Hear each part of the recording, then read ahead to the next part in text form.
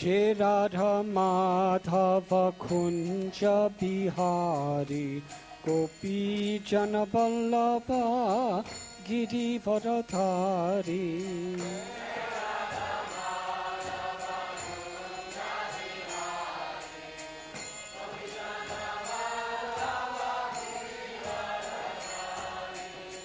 Jai Radha Madhava Kunja Bihari Gopi Jana Vallabha Girivardhari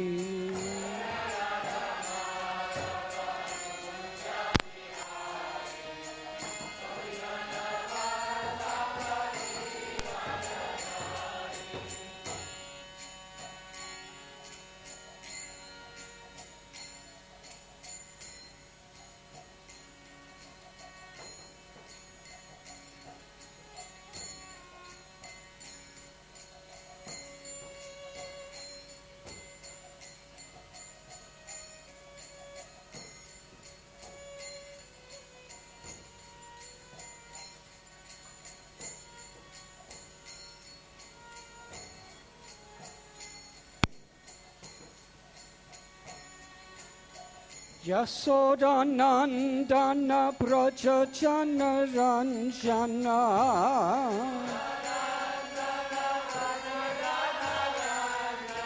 Yasodanandana Braja Jana Ranjana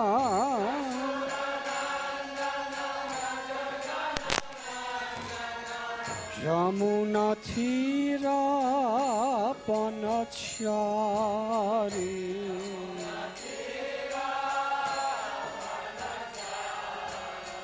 Yamuna Tira Panachari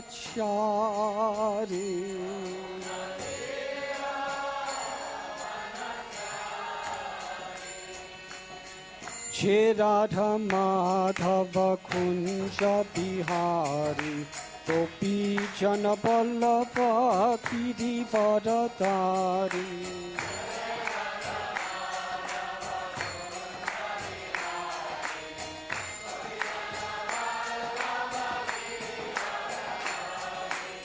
Jai Radha Madhava Kunja Bihari Gopi Jana Vallabha Girivardhari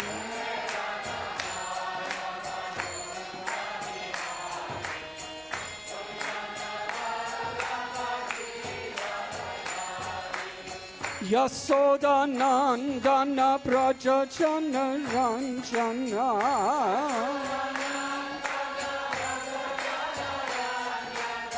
Yasodanandana Braja Jana Ranjana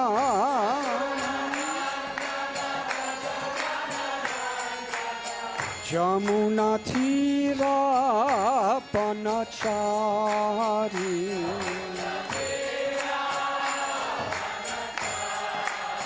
Jamuna Tira Panachari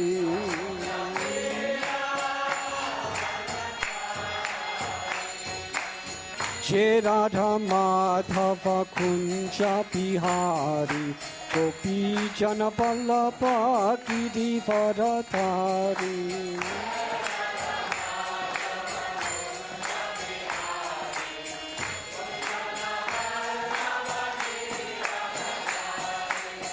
Jai Radha Madhava Kunja Bihari Gopi Jana Vallabha Girivardhari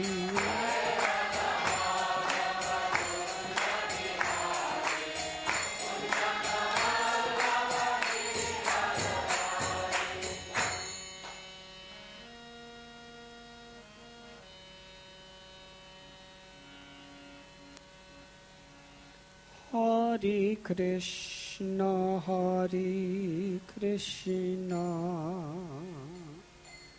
Krishna Krishna Hare Hare Hare Rama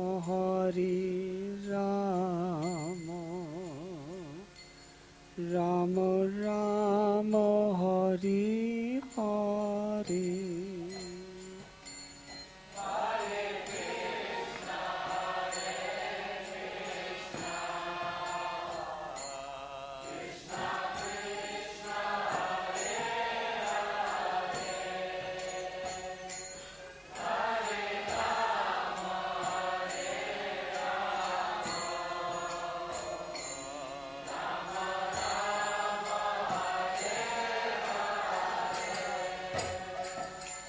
Hare Krishna, Hare Krishna, Krishna Krishna, Hare Hare, Hare Rama, Hare Rama, Rama Rama, Hare Hare.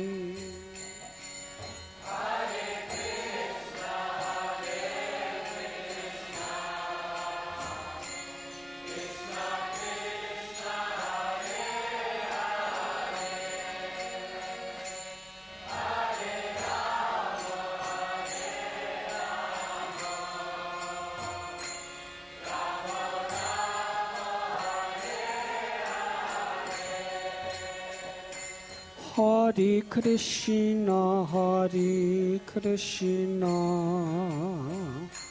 Krishna Krishna, Hare Hare, Hare Rama, Hare Rama, Rama Rama, Hare Hare.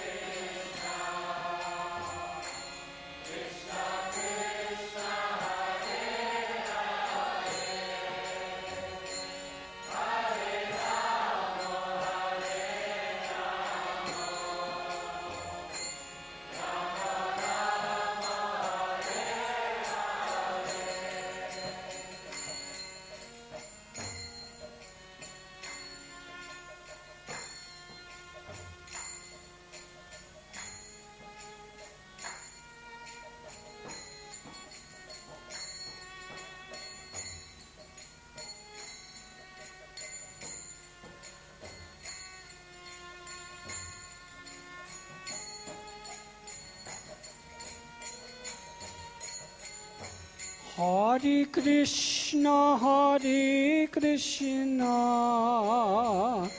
Krishna Krishna, Hare Hare, Hare Rama, Hare Rama, Rama Rama, Hare Hare.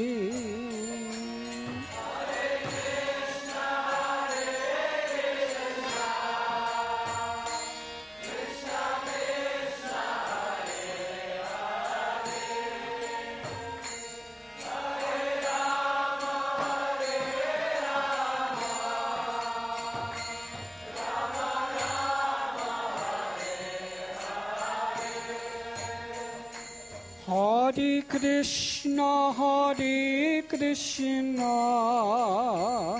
Krishna Krishna, Hare Hare, Hare Rama, Hare Rama, Rama Rama, Hare Hare.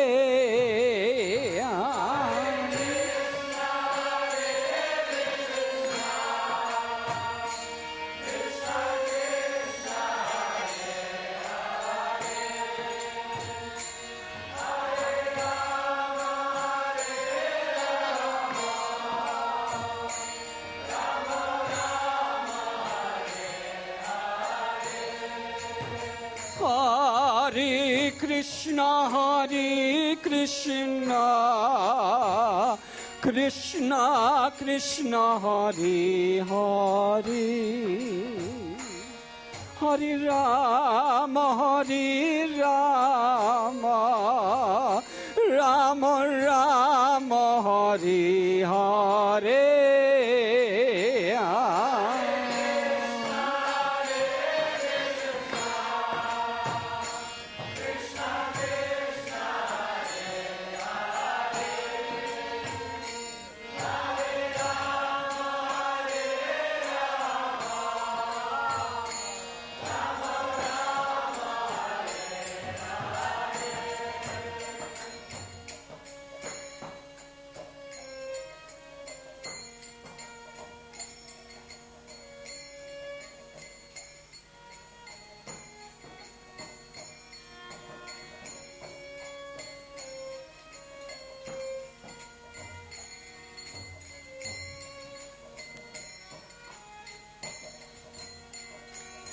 Hare Krishna,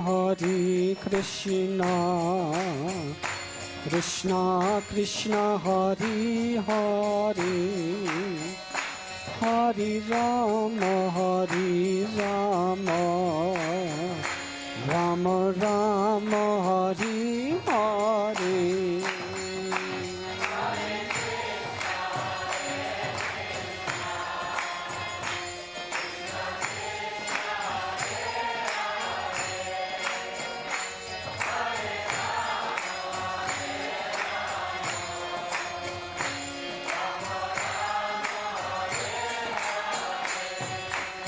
Hare Krishna, Krishna Krishna, Hare Hare, Hare Rama, Rama Rama, Hare Hare.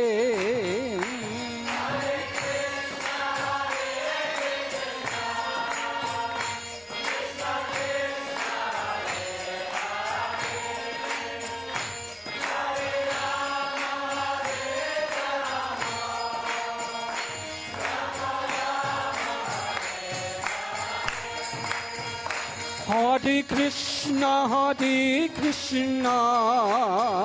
Krishna Krishna, Hare Hare, Hare Rama,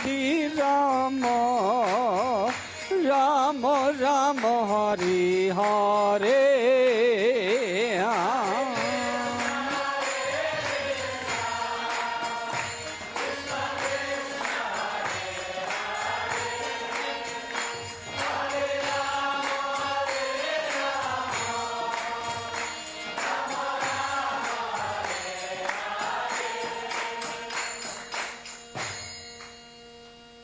Hare Krishna,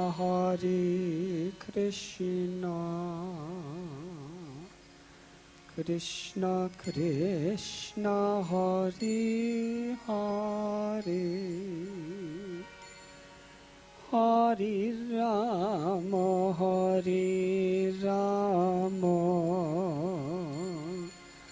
Rama Rama, Hare Hare.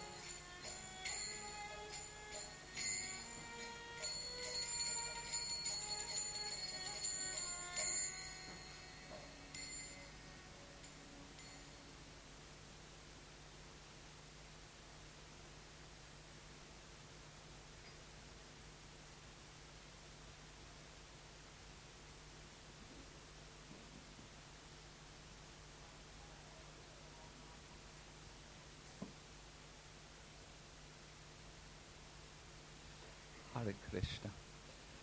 It is with great pleasure that we welcome His Holiness Radhanath Maharaj today in the Dharma Castle. Maharaj has been coming from Amsterdam, where he is part of developing a very nice new temple project, and before that in London. And I think we all have seen a little bit about Radhanath Maharaj on the internet, where he is very much present. I remember the last picture I saw of him was embracing Obama, the President of the United States. And at that time I felt may this embrace go into the heart of Obama so that he can make good decisions.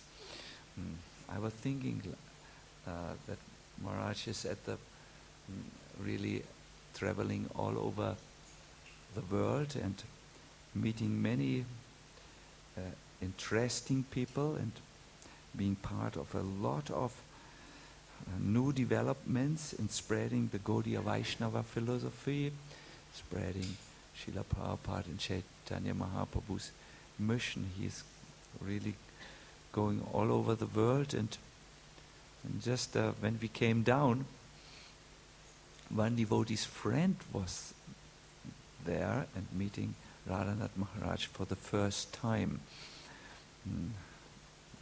And she said something about him which I think is very relevant. He said, "My God, such a warm heart."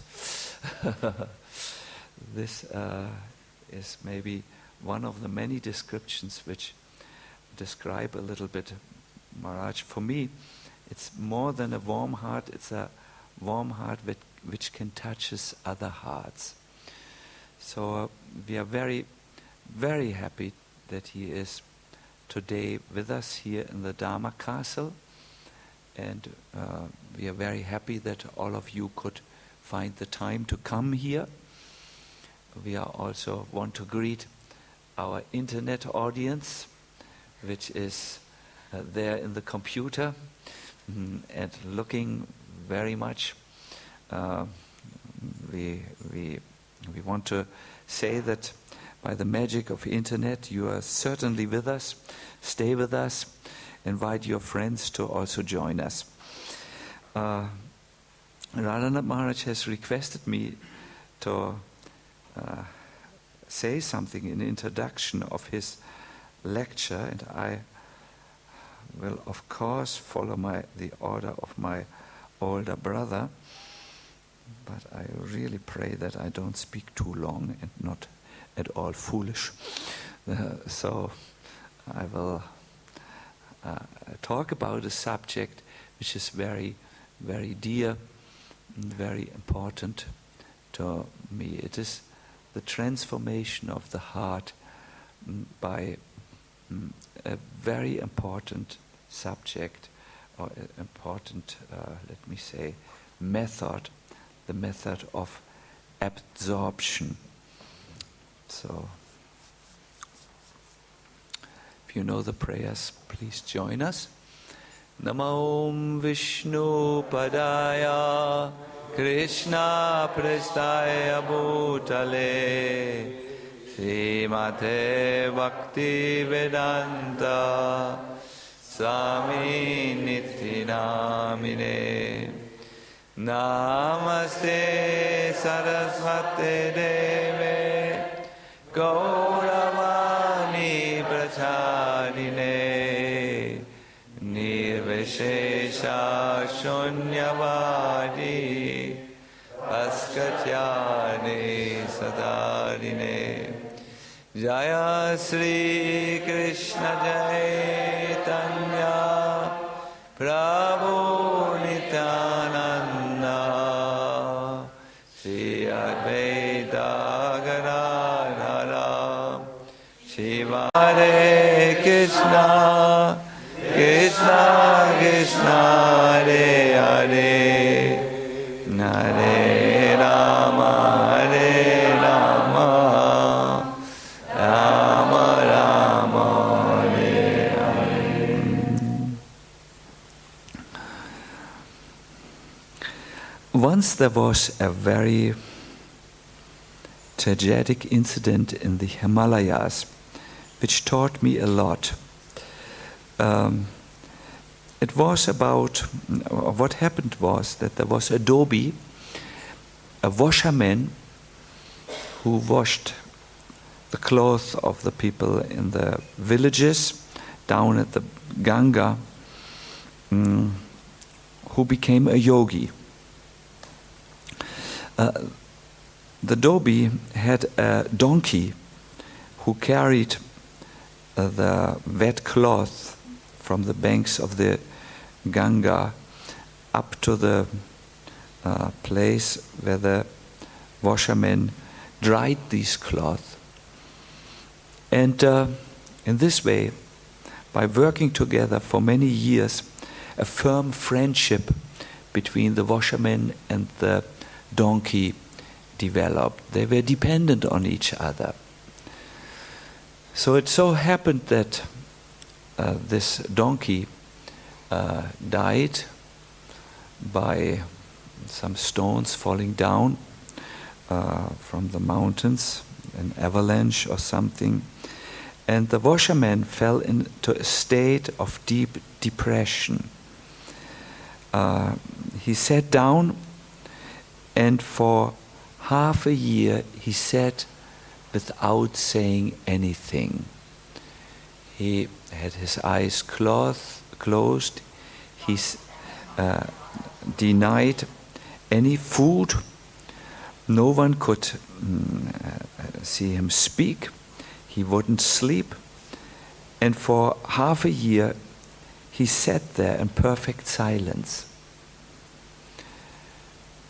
Like it is very common in India, people saw this washerman and they were impressed because he didn't take food, nor drink, nor did he sleep.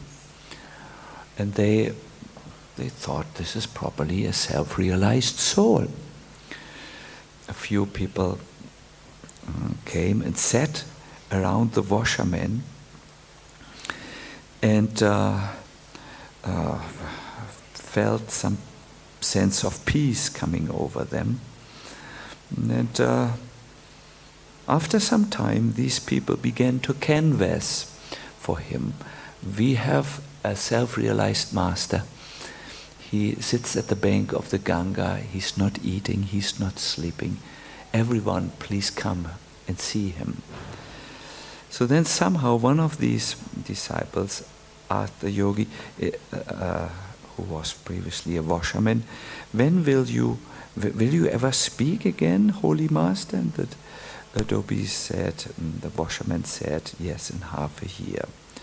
So a day was fixed, and really all the villages in the Himalayas came to hear the first words of the yogi when he came out of samadhi. Now there was an ocean of people, maybe 20,000, waiting for the words of the self-realized master. And then he opened his eyes, he looked around, and he said with great empathy, with great force, "My donkey, I miss him so much." For 1 year, this man who was proclaimed to be a yogi had meditated about his lost donkey. He was absorbed. Externally, he looked like a perfectly self-realized soul, but because his mind was still absorbed in material things, he remained an ordinary washerman. Patanjali in his Yoga Sutra says the whole purpose of any type of yoga is that yoga vritti chitta nirodha, that the thought waves of the mind come to a standstill. That means that we stop being absorbed in material things. And in Krishna consciousness, we learn that the whole goal of our Krishna consciousness practice is to purify the mind in such a way that he is absorbed in matters of transcendence, that one never forgets Krishna and always remembers him. This is called absorption. I feel if we want to take the process of Krishna consciousness serious and make progress on the path, we need to ask ourselves deeply, how can I make progress in the art of absorption. Jiva Goswami describes in Bhakti Sandarbha that the mind should become so engaged and absorbed in Krishna that it really turns Krishna conscious, no longer material conscious, but Krishna conscious. And he gives the example of a piece of cloth which is put into a container with blue water. It's called dye, Färbemittel. And then when the cloth is taken out of the container with water, it has stopped to have its original color, but it has adopted the color in which it was poured. It has absorbed the color. So in our Krishna conscious practice, we need to come to the stage where we absorb Krishna, where Krishna becomes colored into our mind, and our mind becomes a temple.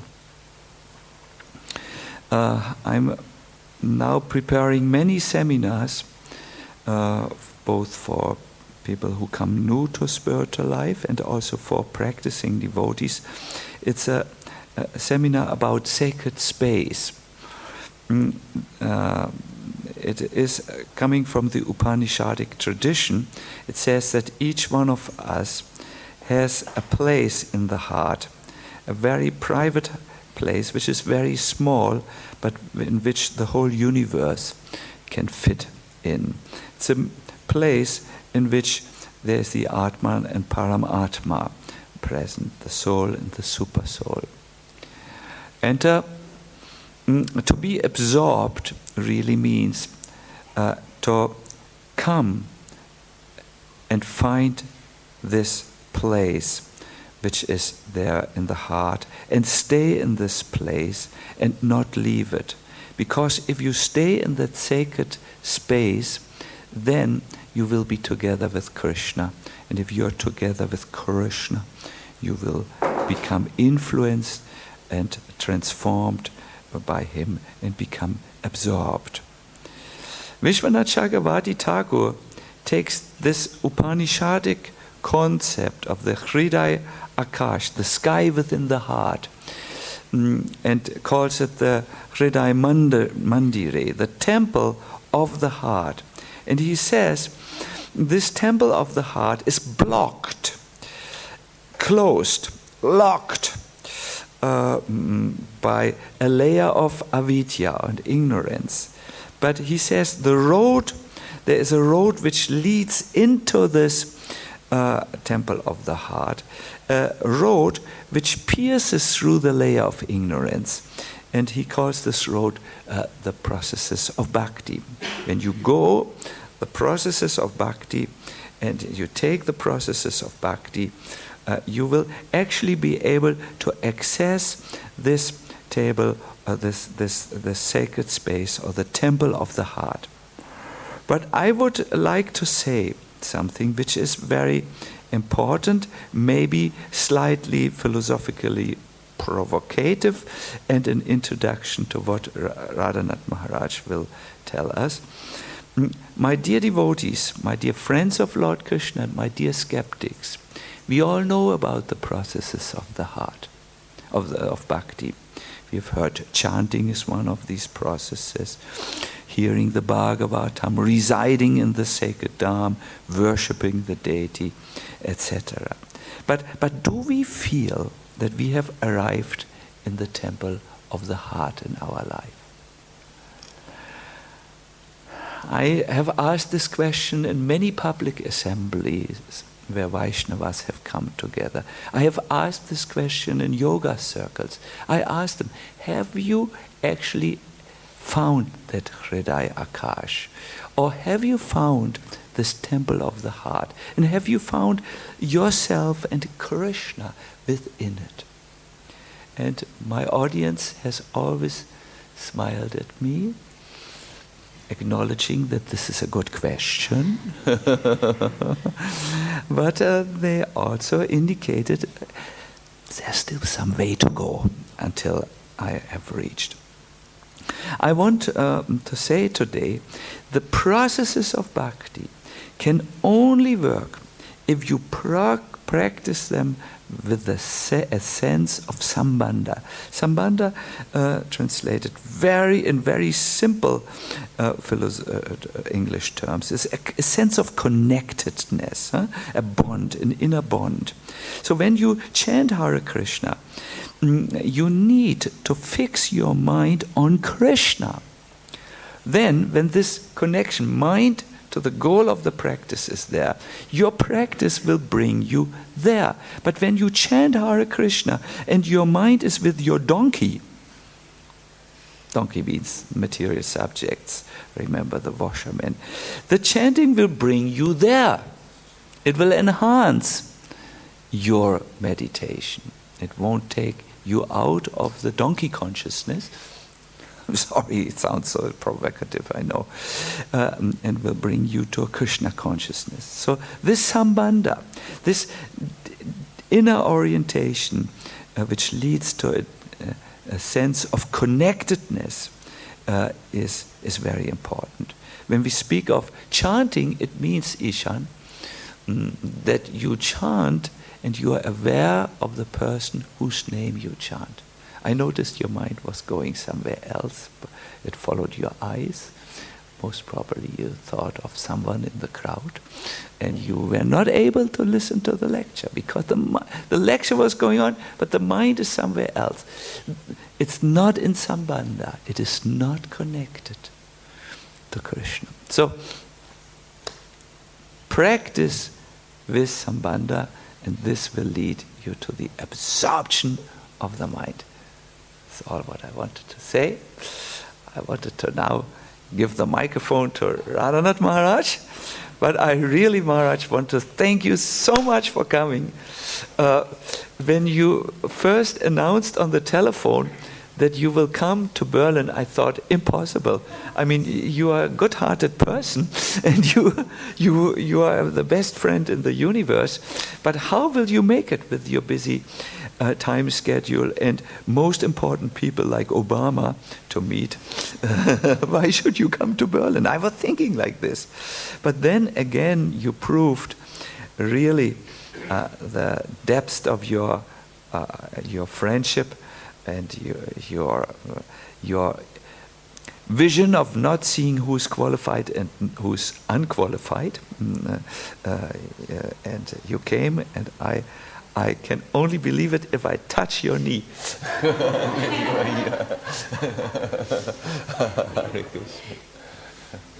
So,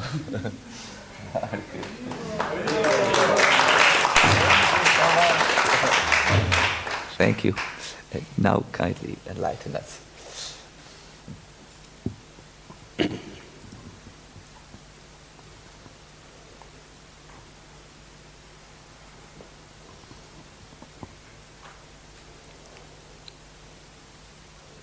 Om Akyantimidandasya Jnananjanachalakaya Chakshurun Bilitam Jena Tasmai Sri Gurave Namaha Vanshakalpatarubhyascha Kripa Sindhubhya evacha Patithanam Bhavanibhyo Vaishnavebhyo Namo Namaha.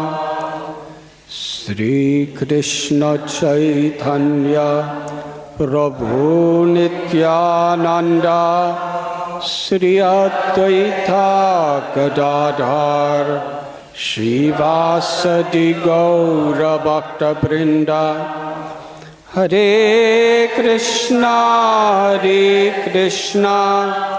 Krishna Krishna, Hare Hare, Hare Rama, Rama Rama Hari Hari.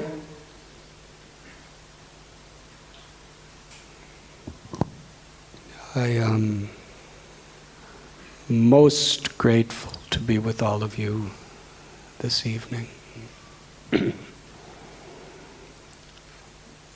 I am here because His Holiness Sacinandana Swami Maharaj bound me by the feet and the hands, and most of all by my heart, with the ropes of his affection, and he dragged me here. And his affection is irresistible because he's so absorbed.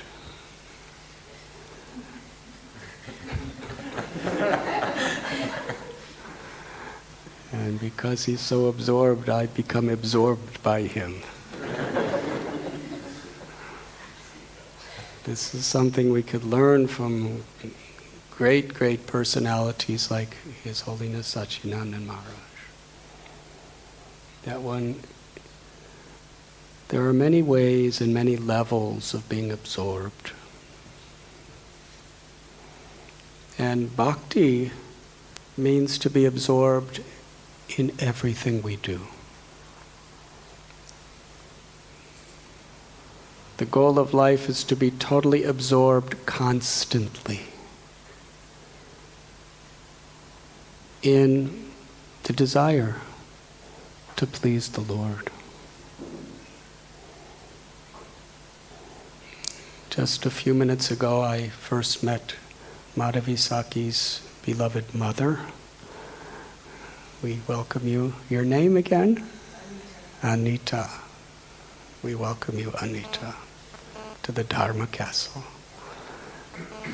I'm welcoming you even though it's the first time I've been here also.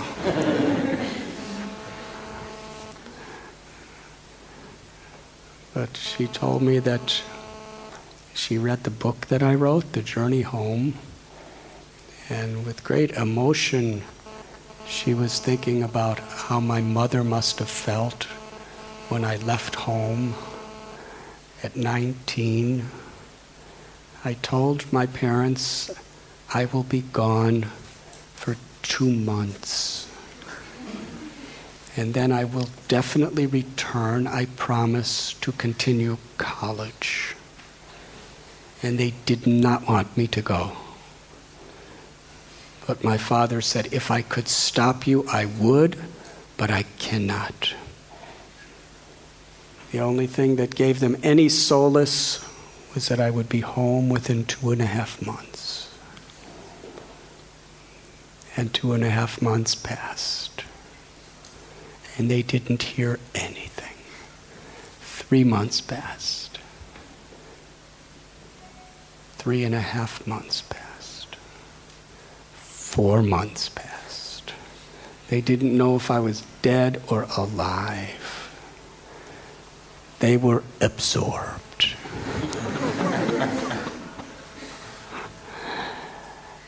And then finally, they got a letter saying, I decided I'm going to go to India. My friend Gary's no longer with me. I'm hitchhiking. I have no money. But I am going to India to see how people of the East see life and see God. And my dear parents, what better education could there be there than this? And then I said something that I knew they could not follow. I said, please do not worry.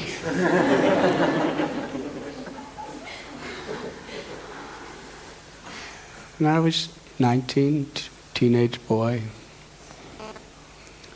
Had never been out of America my whole life. And that was the end of the letter. It was postmarked Iran. They worried. They were absorbed. I learned later that they were so absorbed they could hardly eat or sleep for days and days.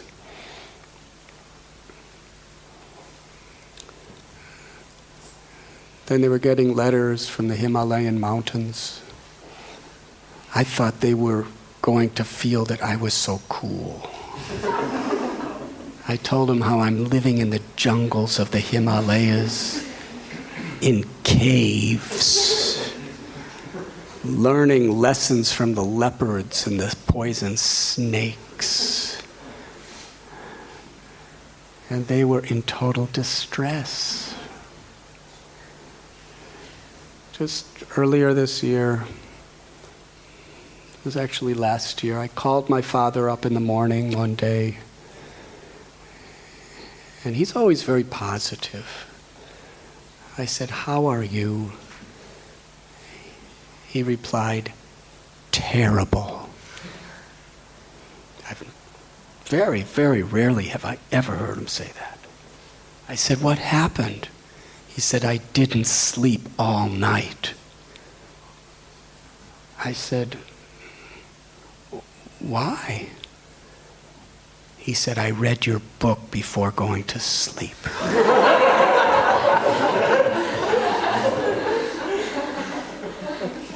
Was it that bad? It was worse. I said, "Which part did you read?" He said, "I read the part where you were drowning in quicksand. And you were all alone in an isolated place where there was no other people for miles around, and it was the middle of the day in the hot Indian sun, and you were being sucked down by quicksand. And you were squirming, and you were sinking deeper and deeper.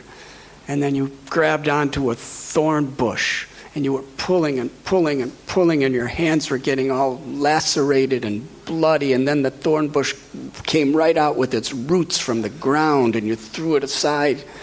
And somehow or other you struggled and went into this river, and then you started drowning in the river."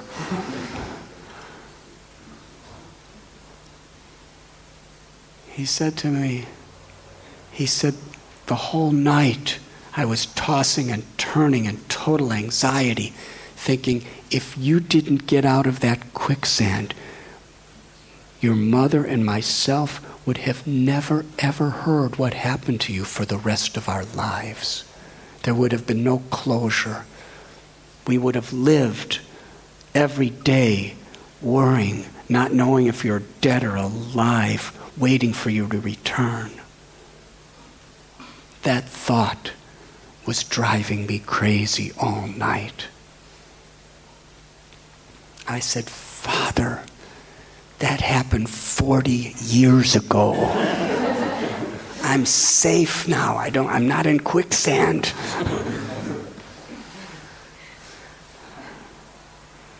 His reply was very meaningful. I learned a lot from his reply, but it's a secret. But good secrets we could tell.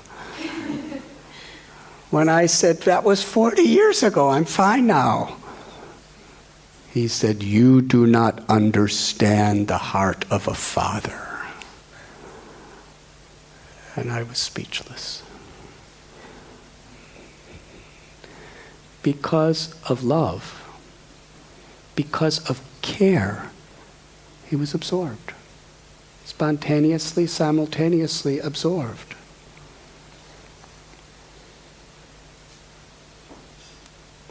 When we care, when we don't do what we do for material profit, for fame, for distinction, when we don't do things for selfish reasons, when we don't do things just in a ritualistic way because we're just supposed to do it, but when we really care, we're absorbed.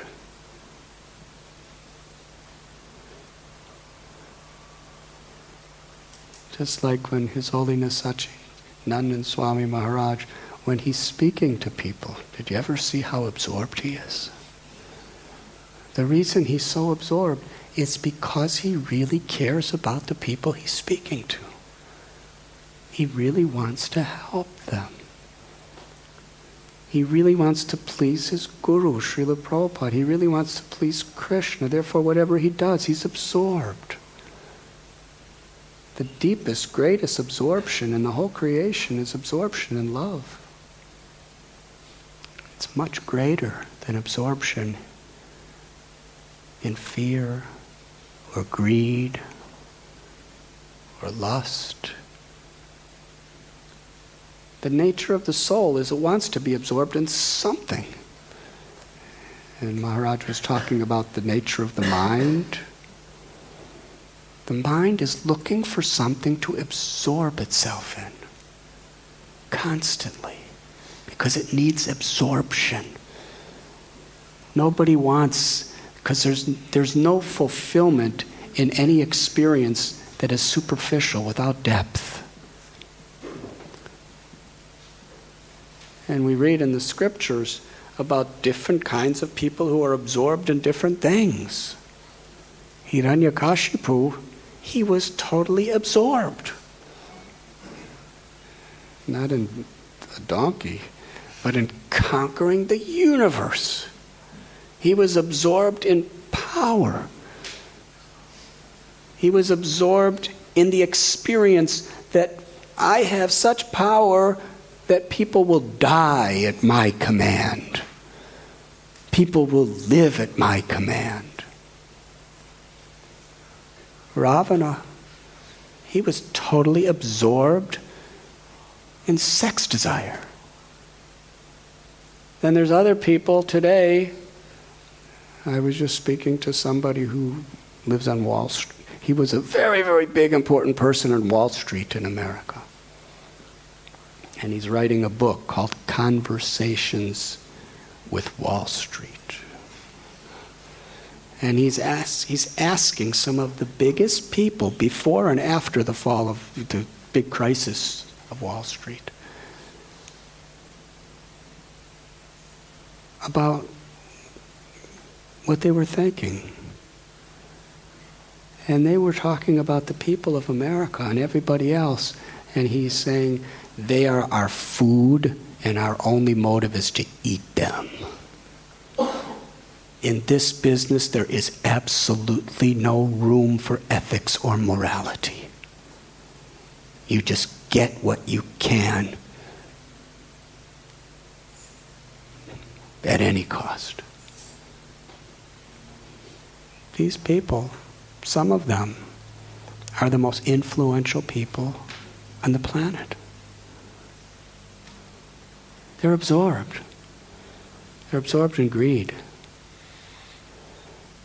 Now we all have these tendencies of absorption. And because of habits, our absorption is very much according to these tendencies that we have developed in our lives. But Krishna gives a solution. Vishayavani vartante niraharasya dehina rasavarjam rasopyasya param dristvani vartate. That we can only give up these lower tendencies that we get absorbed in by experiencing a higher taste. And what is that higher taste? Unselfish love that is free of ego. Absorption in wanting to serve and to please God. Absorption in wanting to show true compassion to other living beings. That is the higher taste. And for that, we need each other in order to actually connect to that type of absorption. To focus our mind in absorbing in those activities that free us and enlighten us. Just recently I was in California and I visited one very well-known man and his wife, and they live in the Hollywood area. And he asked me first, would you like to come to the Alcoholics Anonymous meeting with me? You have AA here in Germany, I think everywhere in the world, and I'm sure you must be a lot of people in Germany, because you export beer all over the world, so.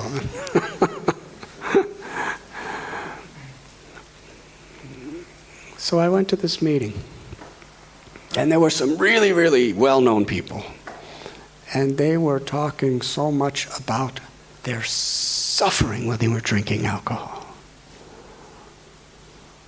It's very interesting how they work. How many of you have been, well, you don't have to answer this question. Because usually you have to be an alcoholic to go to those meetings. But somehow, because an ex-alcoholic invited me to be a special honorary guest, I got to go in. But I've gone to many, actually. But when the person stands up, they say their name, and they say, I am an alcoholic. Even if they've been an alcoholic, even if they've not even smelled the scent of alcohol for 30 years, they'll still say, I am an alcoholic. Because they understand they have that tendency. And if they're not really alert, and if they're not really on guard, they know that they're going to fall again. And therefore they always go to their meetings. I know people who have not had alcohol for 25 years, but still every week they'll go to the meeting, because they believe if I don't, I might fall. And the concept is, without the grace of a higher power, we cannot overcome our weaknesses. We have no power ourselves. And in order to connect to that higher power, we need a community of people that are helping us, that are reminding us. And that's very much what Sadhu Sangam is. How we need each other to focus on something higher. Srila Prabhupada explained, the idle mind is the devil's workshop. The greatest protection against our lower tendencies is to be absorbed in serving God, in serving Krishna. To be absorbed. And that absorption, we need each other to help to focus, to remind ourselves.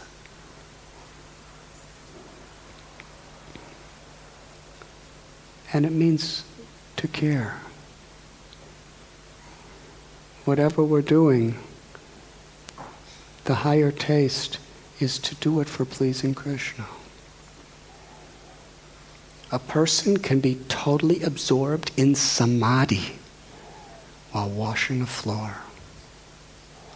A mother can be totally absorbed in the highest perfection of yoga while cleaning a pot or cutting a vegetable or changing the diapers of a baby.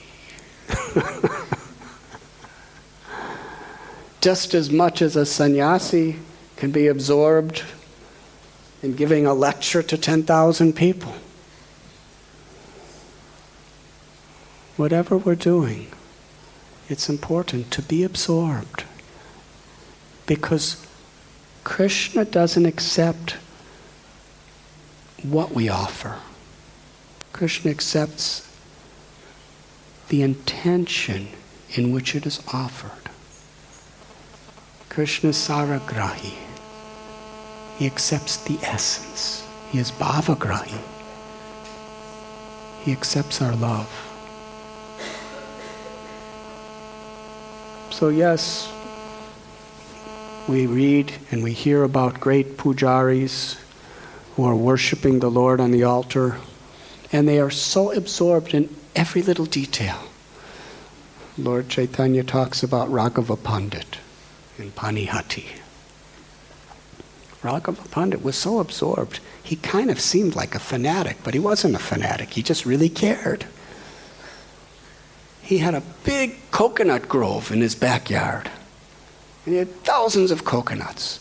But if he would hear of a better coconut, even if it was 100 miles away, he would go all the way there just to get that coconut. Because he wanted Krishna to get the best possible coconut. And after going all that way, he would cut it in a special way.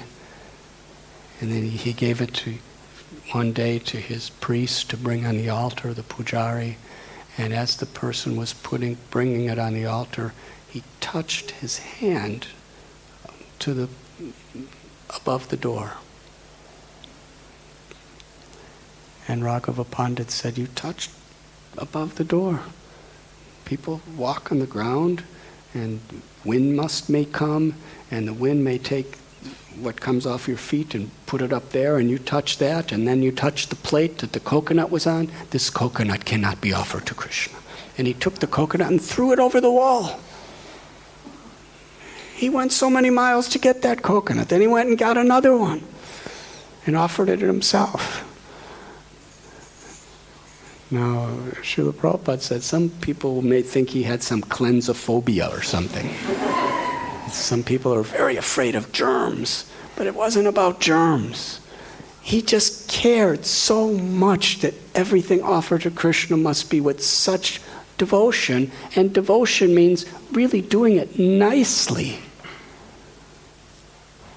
When we really care and try to do whatever we're doing very, very nicely, we become absorbed. If we're just cleaning the floor like this, just as a ritual, that's not absorption. But if we're cleaning the floor really, really meticulously examining that every part of the floor I'm making so nice, that's absorption. And when we're doing it for Krishna, that's absorption in love. When we're worshiping the deity, when we're talking to each other, we should be absorbed in caring for each other, in enlightening each other, in enlivening each other, and that is actually how we make real spiritual progress. This is a universal principle. In the Bible, Jesus said, "Be hot or cold, but if you're lukewarm, I spit you out." That means you have to be absorbed. There should be an intensity, not in a fanatical way, but in a loving way. That is bhakti. Haridas Thakur, how he was absorbed in the chanting of the holy names. He's the Acharya. We cannot imitate him, but we can very much learn from him and try to follow the principles that he lived by. Thakur Haridas, when he would chant this Hare Krishna Maha Mantra, it wasn't that he was just trying to get his 300,000 names done every day. He chanted 192 rounds every day. Now, some of us chant 16 rounds. I'm not going to ask. But some of us chant 16 rounds every day. And is it that sometimes we just want to get it done so that we could do something else? Well, that's good. At least you're going to get it done. But ye yatamam prapadyante tamstataiva bhajamyaham. Krishna tells in Gita, as you absorb yourself in me, that's how I'm going to reciprocate. You're not going to taste much of the name just by trying to get it done, because Krishna responds according to how we approach. If we're chanting to get done, then the main thing we get out of it is we get done. Krishna says, yes, you want to get done? Okay. At a certain point, by my mercy, you'll get done.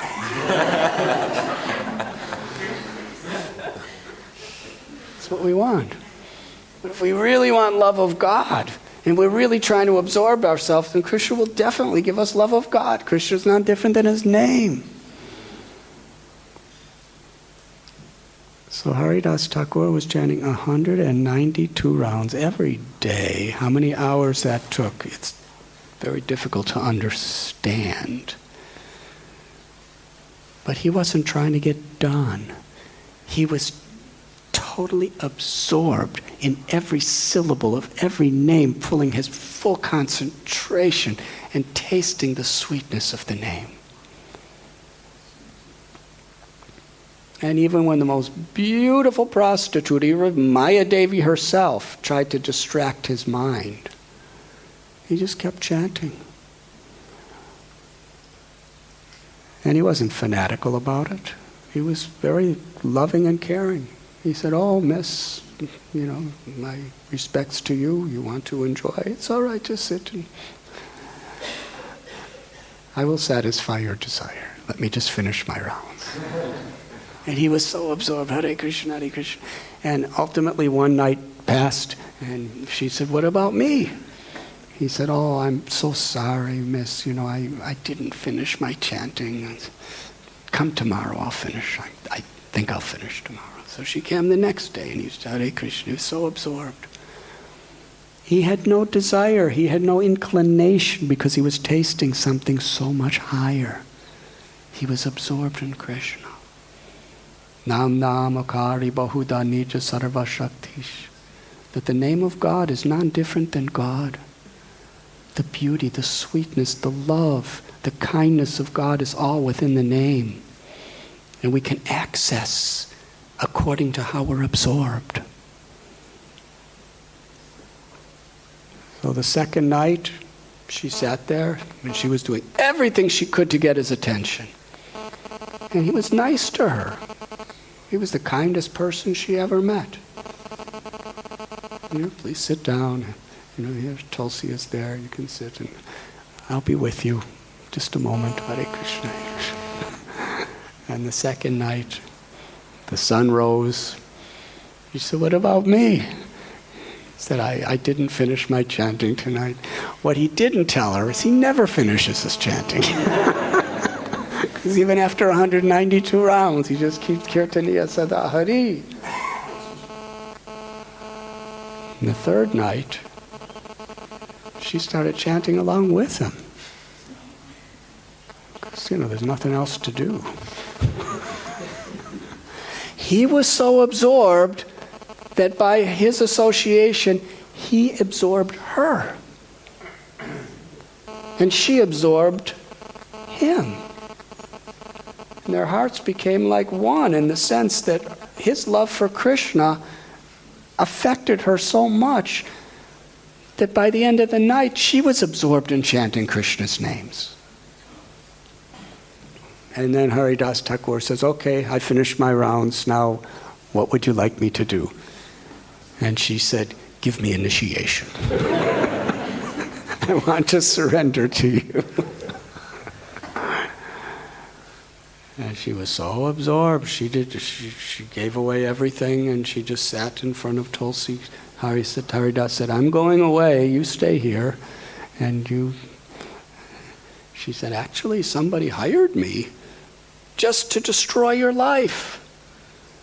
And Haridas said, "I know that. And I would have left the first night. I knew that. I only stayed an extra 3 days just to help you." He cared. And she became one of the greatest saints in a place called Benapole. If you've ever been there, there's a deity of her that people go to worship because she was such a saint. And then later on, Haridas Thakur, he was arrested because so many people hated him. The common people loved him more than they loved their own life because he loved them.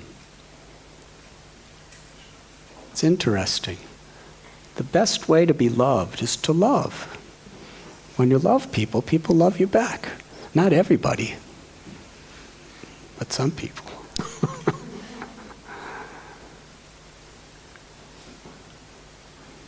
Sometimes people come to me and says, "Nobody cares about me." And one of the greatest things is, do I care about them? If I care about them, I will bring out the same experience from good people. So people loved Haridas Thakur. But other people hated him because he was like a competitor. And the people that hated him were people who were in high posts of religion, who are supposed to be the most unconditional lovers of everyone. What to speak of loving a saint? And they made a warrant for his arrest. And he heard about it and just came, gave himself up. And they told him, if you don't stop this chanting of God's names in public, then we're going to torture you and kill you. And Haridas said, there's only one God. You have your name of God, I have my name of God, but it's the same God. But Krishna, that beautiful form of God of Krishna, has charmed and enchanted my heart, and I can't stop chanting his name. You can cut my body into 1,000,000 pieces, and every piece is going to be chanting Krishna's names. Now do what you like with me. And the king, he said, torture and kill this animal. Called him an animal. And he was sentenced to be beaten through 22 marketplaces in public until he was dead. And they beat him all day through 22 marketplaces. And at the end of the day, the executioners couldn't even move their arms. They were so tired.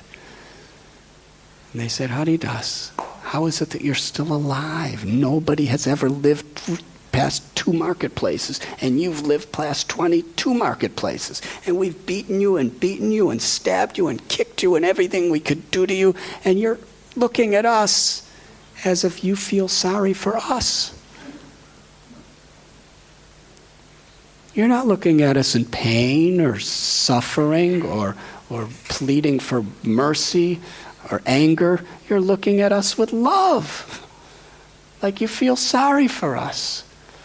Well, now you should feel sorry for us, because if we can't kill you, we are going to die. So he said, oh, my being alive is a problem for you? Just watch what I do.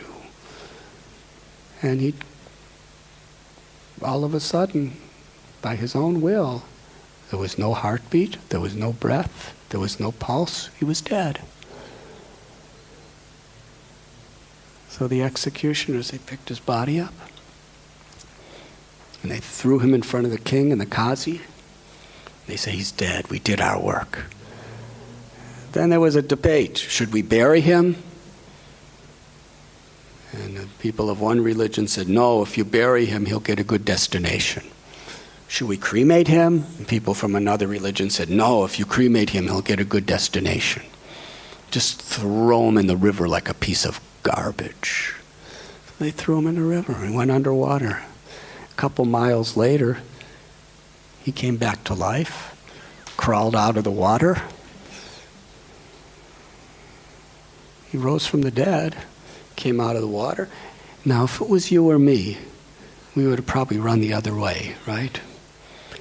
He walked right back to the king and the Qazi.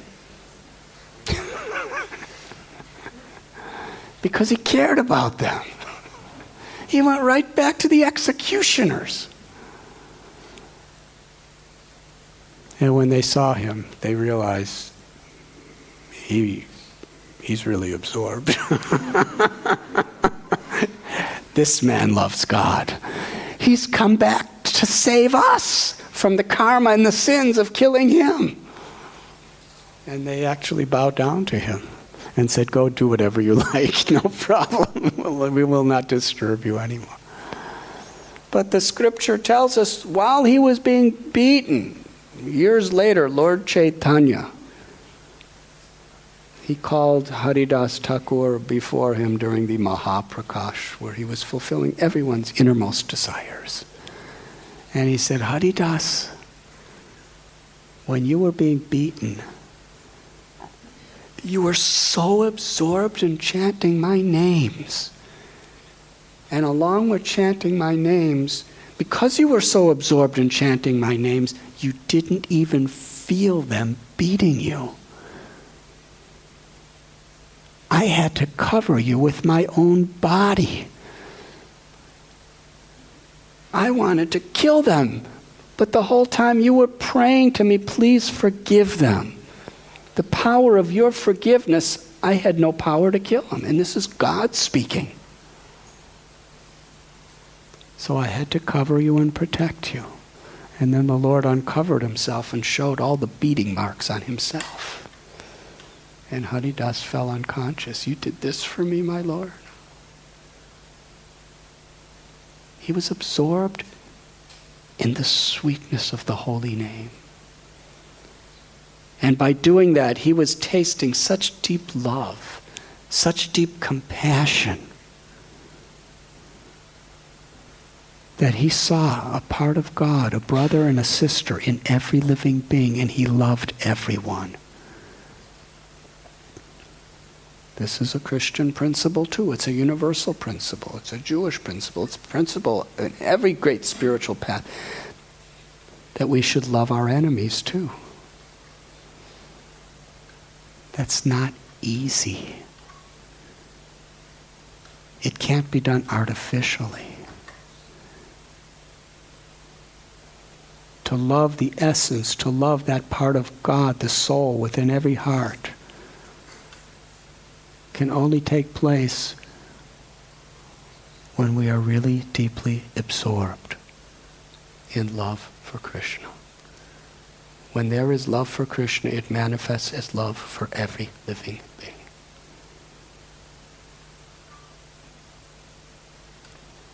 So Krishna consciousness is about actually being conscious of Krishna. Being absorbed in that consciousness of Krishna.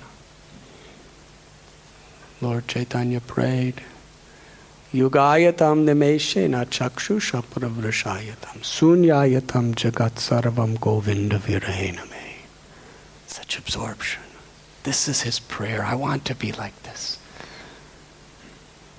My Lord, in separation from you, a moment seems like 12 years or more. And the entire world, the whole entire universe, with all of its variegatedness, is like a dreary void without seeing you, Govinda. That's absorption. The 6 Goswamis and Lord Chaitanya taught us how to experience this absorption in the mood of separation from Krishna. Viraha bhava.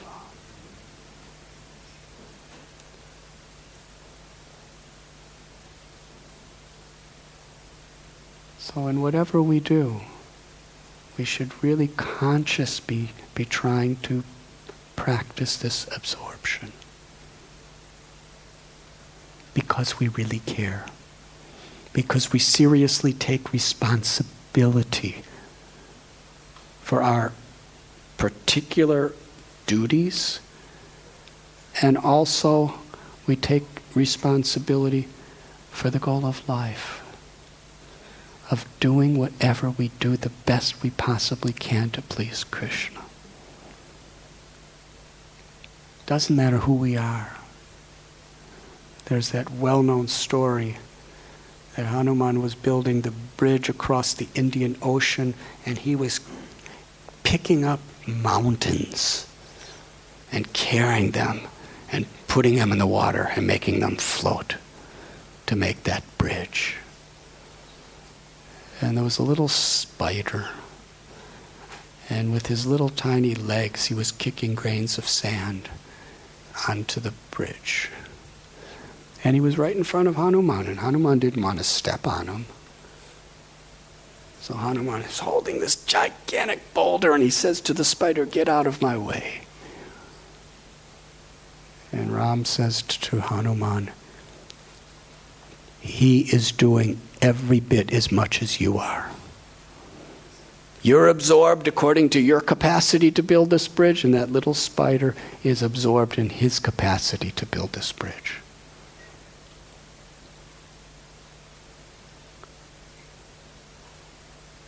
Krishna sees our love. Krishna sees our sincerity.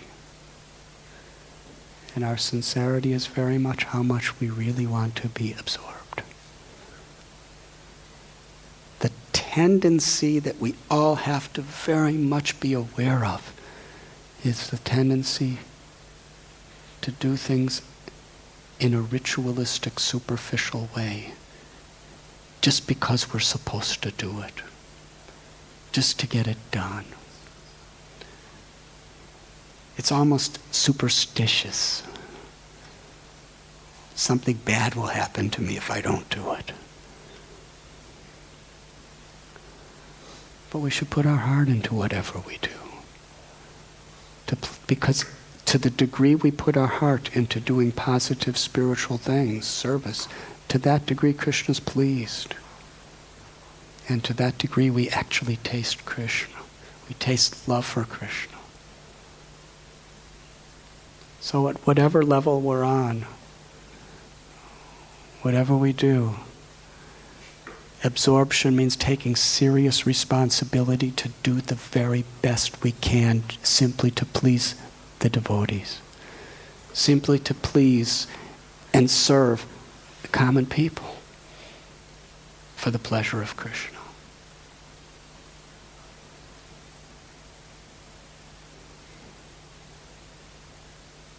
Here at the Dharma Castle, I am seeing such absorption. The detail of the beauty of this wonderful place. I was walking all over today.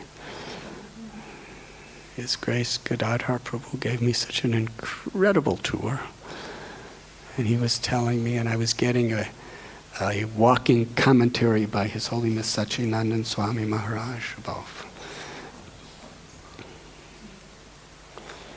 And because Gadadhar Prabhu and all of you who live here, I'm sorry I can't say all of your names because I don't know them all, because you worked so hard to make this a fantastic place, every detail is so fantastic. The altar, so clean, such wonderful deities, such wonderful singhasan, such wonderful flowers, such wonderful everything. Because there's such an absorption of love to just make everything so meticulously beautiful for Krishna and for others. When we see it, we become absorbed. Yes? And when we see, he goes all the way to Venice to get chandeliers, and it's incredible molding and wonderful wallpaper and excellent natural floor. You know, we walk on the floor, but this is beautiful wood, natural. To make it so nice takes absorption. The choice of the furniture. I was going in different apartments, and I was seeing how some of them were completely a mess because people were absorbed in taking care of their children.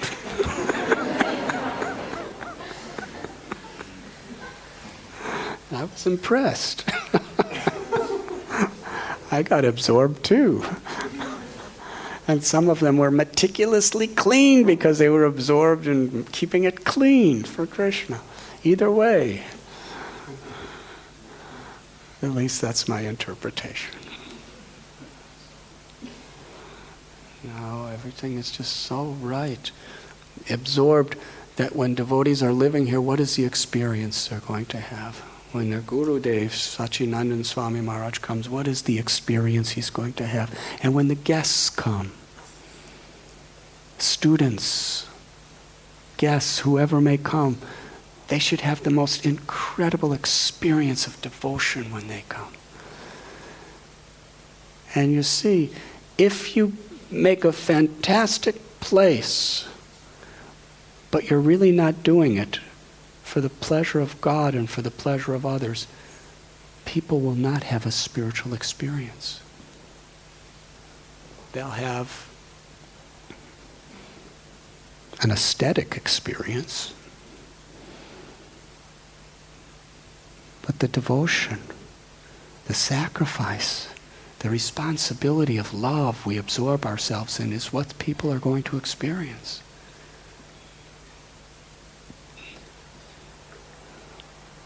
And here we have this incredible castle. And it's just so impressive because it's being maintained the way it is, and the conception of it is to uplift the consciousness of society.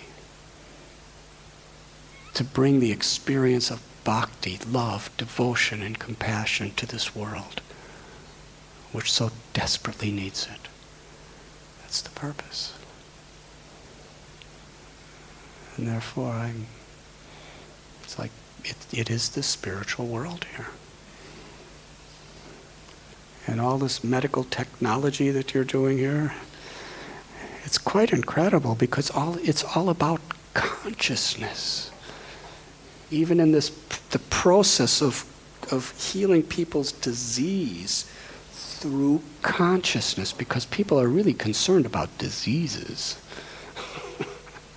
So if we could make people, through the process of medicine, if we can make people conscious of the importance of consciousness, we could heal their body, their minds, and their souls. We have, in Bombay, we have Bhaktivedanta Hospital. To enlighten people, physically, emotionally, and spiritually. We have spiritual care as well. We have a Rath Yatra every day that goes to everyone's bed. Really. All the beds. It's a little Rath Yatra chariot about, it's bigger than me. And there's Jagannath, Baladev, Subhadra, and every day a spiritual care department pulls it, and there's a little kirtan with it, and it goes to every bed, and it gives Charanamrit, and everybody's given a flower they can offer for the deities while they're like this. Even in the emergency ward, they bring it. And we have Hindus, and we have Christians, and we have Muslims, and we have Jains, and we have Sikhs, and we have Zoroastrians, and we have atheists, and we have agnostics, and they're all going like this. And there's a little prasad that everyone gets.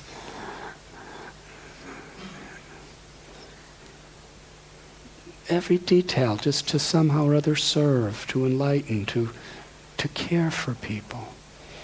So that's the way we're doing it.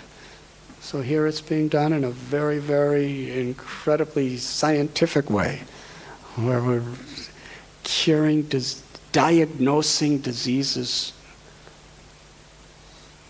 by focusing on consciousness. That's, yes, unbelievable.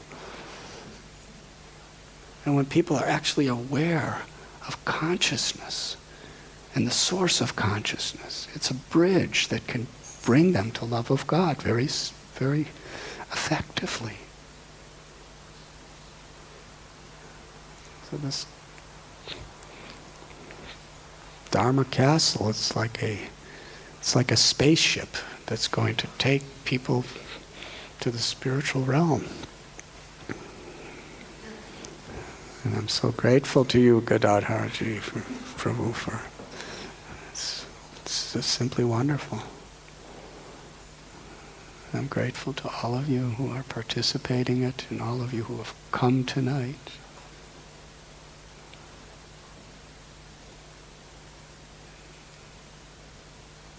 Should I tell one more story? Yes.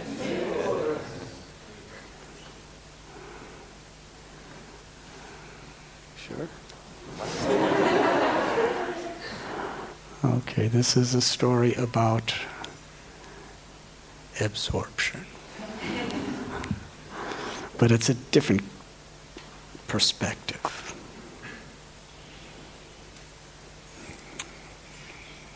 At our temple in Bombay, we have an orphanage. Many years ago, this I think happened in the late 80s, some people came from a village. This village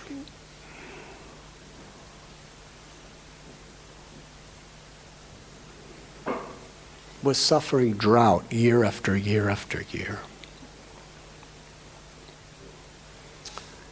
And they became quite close to us. Now, because these villagers are so poor, for them to come to Mumbai is a serious investment. Just to take a bus to Mumbai, it's about a 4-hour drive. Well, one day, about 10 of them came to my room.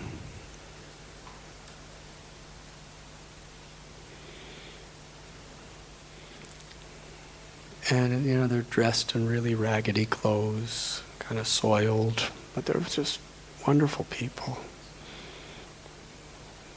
Most of them don't have any educations. They're just simple farmers. And they came to see me and they were smiling. And they told me that they had a gift that was sent to them from Tarabai. As soon as I heard the word Tarabai, my heart was very much affected. Something happened deep inside of me. And then they placed that gift in front of me.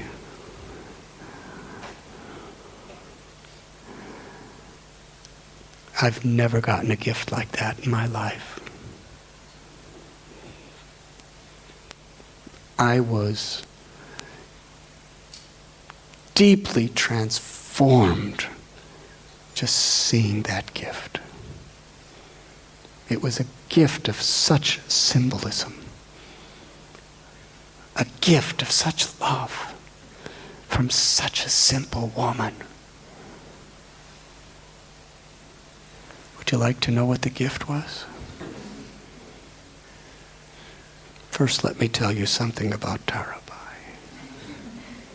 Before telling you about the gift that was just right on the floor in front of my eyes,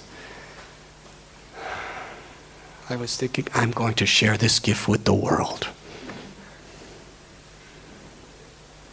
It was a priceless gift. A priceless gift from a person who has nothing.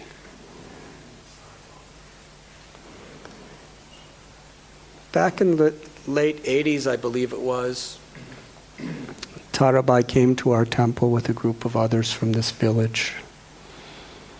They told us there was so many years of drought, and all they knew was farming, and nothing grew in their land. So just to feed her children, she had to work hard labor. She would have to walk miles every day around sunrise. And sometimes she would just carry sand on her head for several kilometers one way, then carry something else, bricks or something, coming the other way. And she was an old lady. She was probably in her 60s, but she looked like she was in her 80s. Rugged life. She would carry heavy loads on her head back and forth in the hot summer Indian sun all day long. And her payment was she'd get enough of the cheapest, coarsest wheat, enough to feed her children that day. She'd put water in it, she'd make some bread, just chapati, roti, and then next day she'd go to work. She couldn't afford proper food, she couldn't afford education. She asked us if we would take in her son. In my life, I had never seen anyone so skinny. You know what skinny is? He was so thin. Literally, I'm not exaggerating. His thighs were this big around. His arms were like this. He was just a little boy, but he was so thin. And his mother told us that I don't want him to ever feel that he's here because of charity. Because there are so many beggars in India who expect things from people for nothing. I want him to value work, to value giving, and not expecting people to just do him favors. I want him to learn to love. So make sure he's responsible and make sure he does service for whatever you give him. And this little boy was just so grateful, unbelievably grateful. Gratitude is one of the most precious qualities. The heart is like a field. Love of God, devotion, is like a seed in our heart. Practicing the devotional activities like hearing about the Lord and chanting God's names is like the water that goes on that seed. But humility and gratitude is like the fertilizer that makes the field of the heart very soft, so that the roots of that seed could freely grow very deep and very large, and then come up and rapidly produce the fruits of love of God. That boy was just so grateful for everything, and he always wanted to do service spontaneously. And soon, he became the leader of all the boys in the orphanage. Not because he wanted power, he wanted position, he had any ego. He wasn't a bully, he was a servant. He was so eager about chanting. He was so eager about studying about Krishna. He was so eager about studying his lessons in school. He was so eager in being kind to everybody. He was so grateful that he became like the hero of the whole orphanage. And in his school, he got the top marks every year. And even when he was a little kid, he used to give classes to the adults sometimes because everyone wanted to hear him. He was so humble.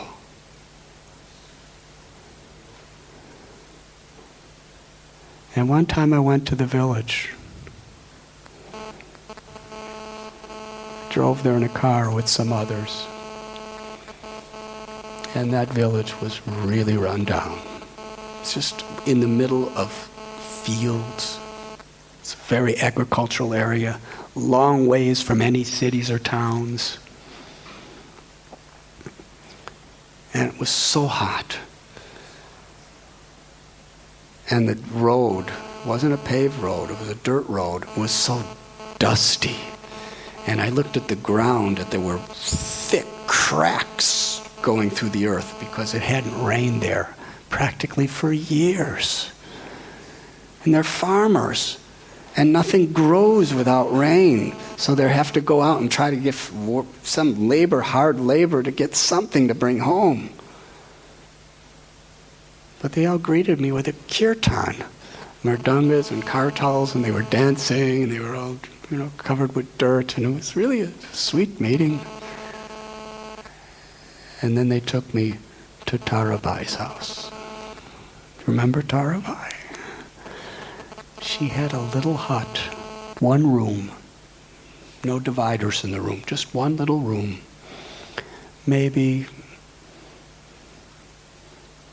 the roof inside was just slightly above your head. And it was about 1/4 the size of this room, at the most.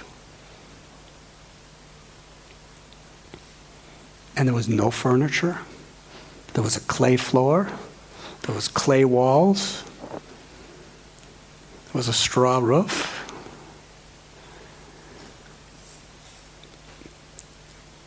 Everything was totally immaculate.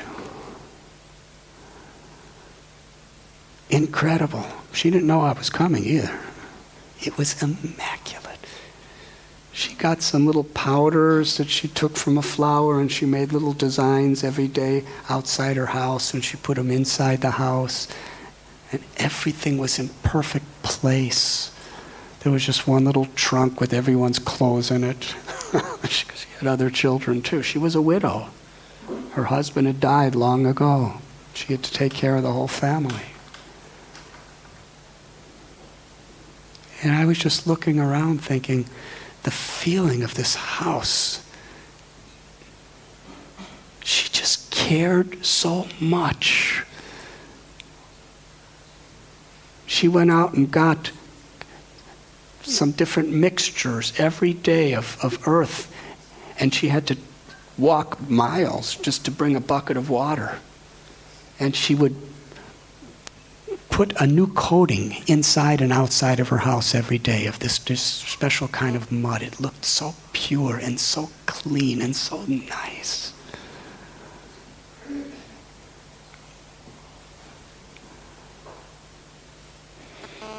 Anyways, I understood what it really means to be absorbed in whatever situation, in really, really caring.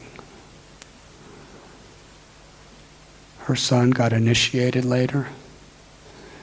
He was every year the top student in the whole school that he went to. He was the leader of the orphanage as far as his inspiration. And now he has a master's degree, and he's a professor of mathematics at one of the largest universities in Bombay. And he's just as humble and just as simple and just as sweet as ever before.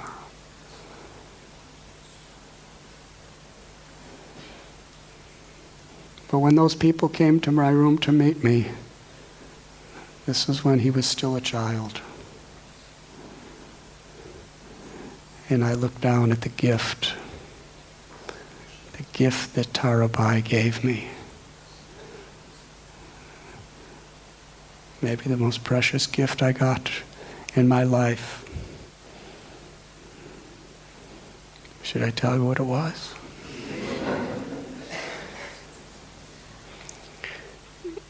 Covered with dirt was a pile on my floor of peanuts in the shells with these like stems coming out of them. The crudest, rawest, dirtiest peanuts piled up on my floor that Tarabai, in love and gratitude, sent.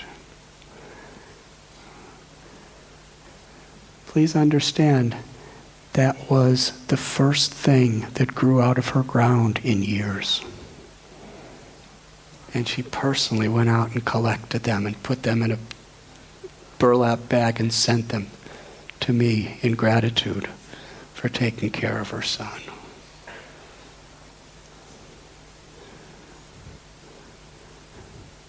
When I ate those peanuts, I wasn't eating peanuts. I was eating her love, her gratitude, her devotion, her absorption. And people were coming to my room for so many days. Sometimes simple people, sometimes very wealthy people. And I would give them a peanut with a stem coming out of the shell, covered with dirt. And I'd say, "Here is prasad." And I couldn't explain what it meant to everybody like I'm explaining to you. But it didn't matter whether they understood or not. I understood that they were going to get the energy of what went into those peanut shells.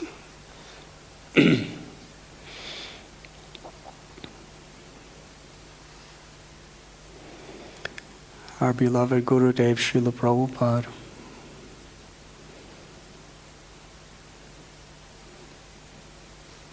His absorption in love manifested as his genuine care and compassion for every living being. Imagine, 70 years old, on an old cargo ship, just had heart attacks, on sea. He had no money. He didn't know if anyone was going to be waiting for him. And what was he praying? Give me the words to make these people happy. Krishna, give me the words to penetrate their heart with your message so that they could be happy. Now they're trying to be happy through lust and envy and greed and ego. But there's no true happiness there. Give me the power to give them the happiness of your love, Krishna. Make me your puppet. He endured so much because he was totally absorbed in love, in care.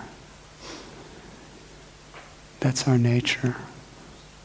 It's the highest potential within all of us, to be absorbed in love, which is expressed through being absorbed in service. Trinarapi sunichena tarori vaseshnuna amani namanadena kirtaniya sadahari. Lord Chaitanya said, if you want this absorption, be humble like a blade of grass. Tolerant and forgiving like a tree. Try to give all respect to others and don't expect respect for oneself.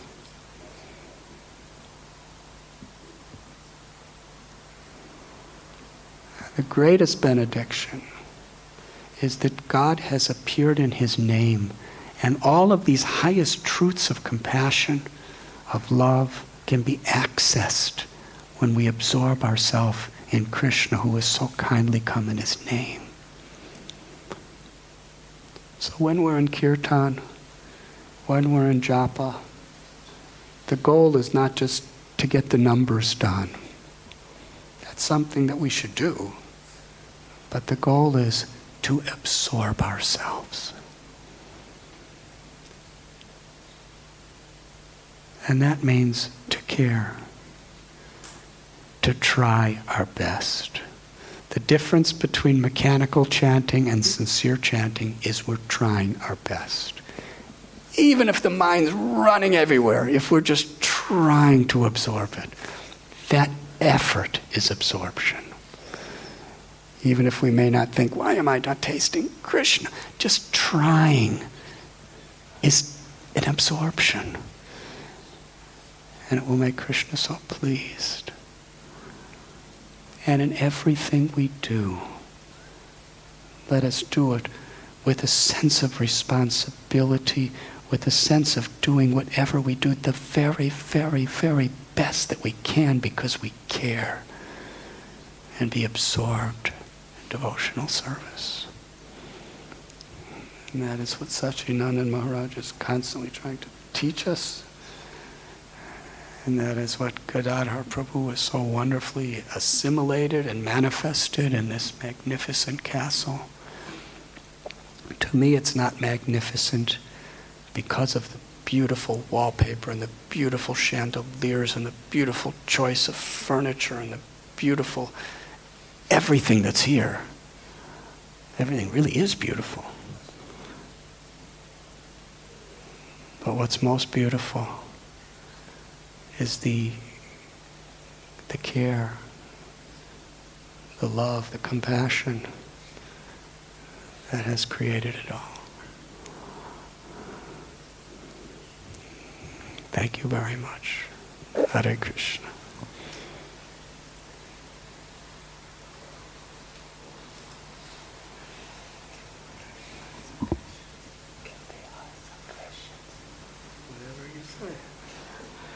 Hare Krishna.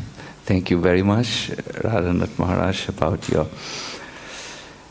your very practical class to attain absorption through really caring in what we do. I can imagine that some of you feel inspired to become absorbed now and to do something with caring, and you might like to have some more.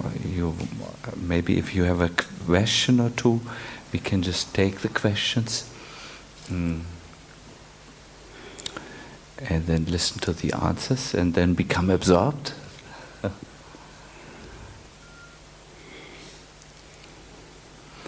I have a question. I'm always thinking about these things. May I ask? Maharaj, I am your servant. I have noticed in life that we tend to become absorbed in what we have a taste for, so to say. Like your father is a family man, and he had a child, and I saw him. He is a very, very, very kind person, and he definitely must have a taste for this life, to take care of his son, be connected. And actually anything we do is driven by taste, and Srila Prabhupada talks about this in the Nectar of Devotion, in the introduction, that service is always propelled by some taste is there. Then it's so easy to become absorbed through taste. And very often devotees come to me and they say, well, in the beginning we had taste. We thought every devotee is a pure devotee, every mantra is a revelation. But something happened on the way to heaven. We lost our taste. So, and with it, our absorption. Can you talk a little bit about taste and how to obtain taste? What is your personal secret? You are so, when you speak, we can feel you are shaking with deep conviction and enthusiasm and so on. And we feel touched by what you say, and there's suspense because you obviously are absorbed in what you do. You have also a taste for what you do. So this taste, how will this come to our stone-like heart? Hare Krishna. I wish I had taste. But if you have a stone-like heart, it is because you are always remembering Govardhan Shila.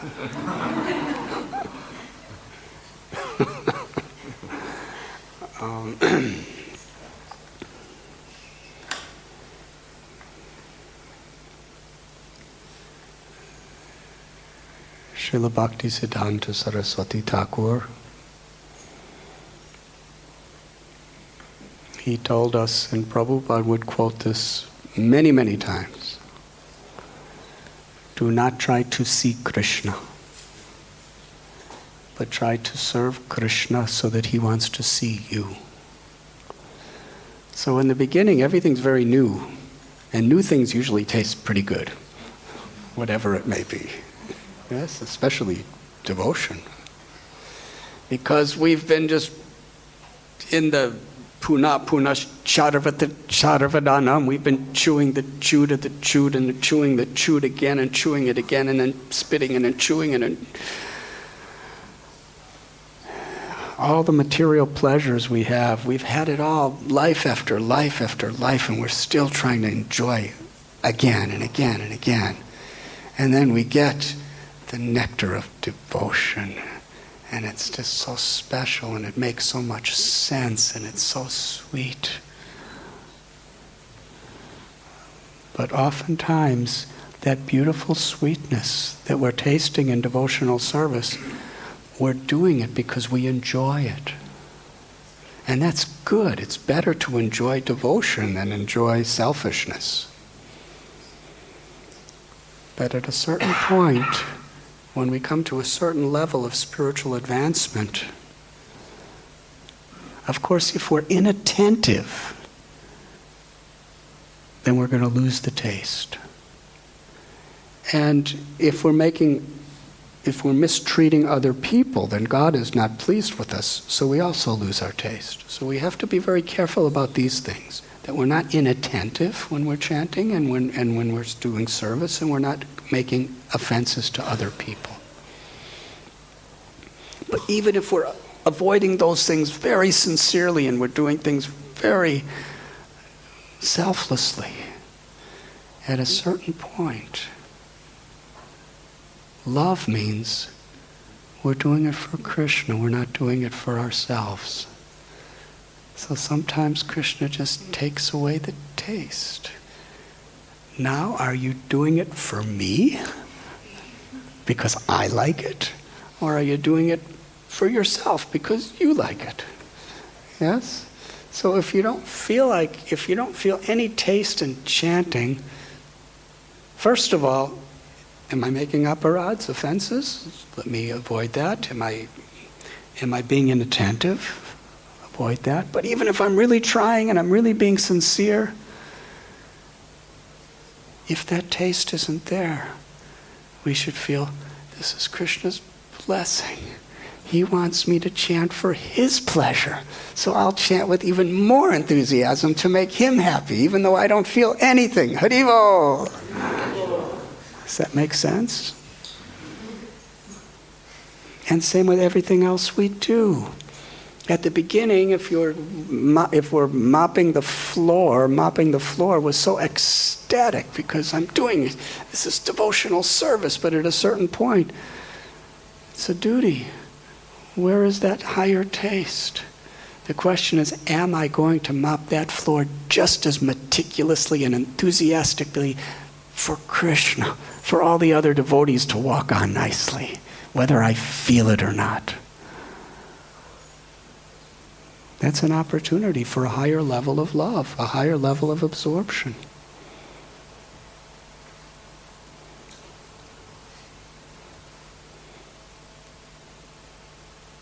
The highest taste is not to be concerned with the taste. The highest taste is that Krishna experiences that higher taste. This is the highest philosophy. The gopis. Haribo. Is that an indication we're supposed to end?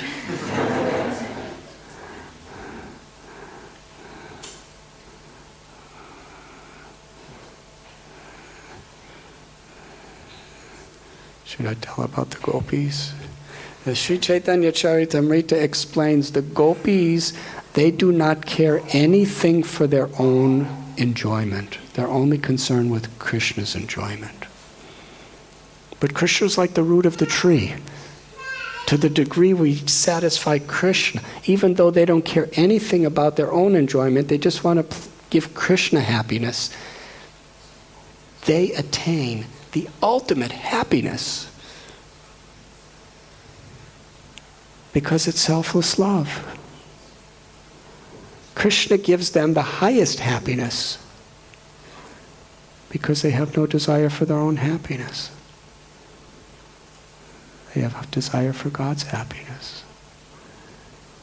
A mother, you were Anita, yes? Anita was talking about the love of a mother. The feeling of a mother. Sometimes a mother's greatest happiness is not in what happens to her. It's the experience of the child.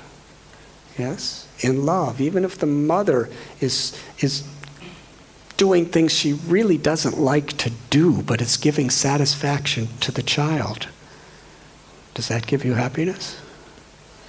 A much deeper happiness than just doing what you like to do. Love means our happiness is the happiness of the beloved. And that's also how we attain love, by putting Krishna in the center. So Maharaj, just whatever we feel, whatever we taste, if we just have enthusiasm to do it right, because it pleases Guru, the Vaishnavas, all living beings, and ultimately Krishna, then that's actually the path to the greatest happiness.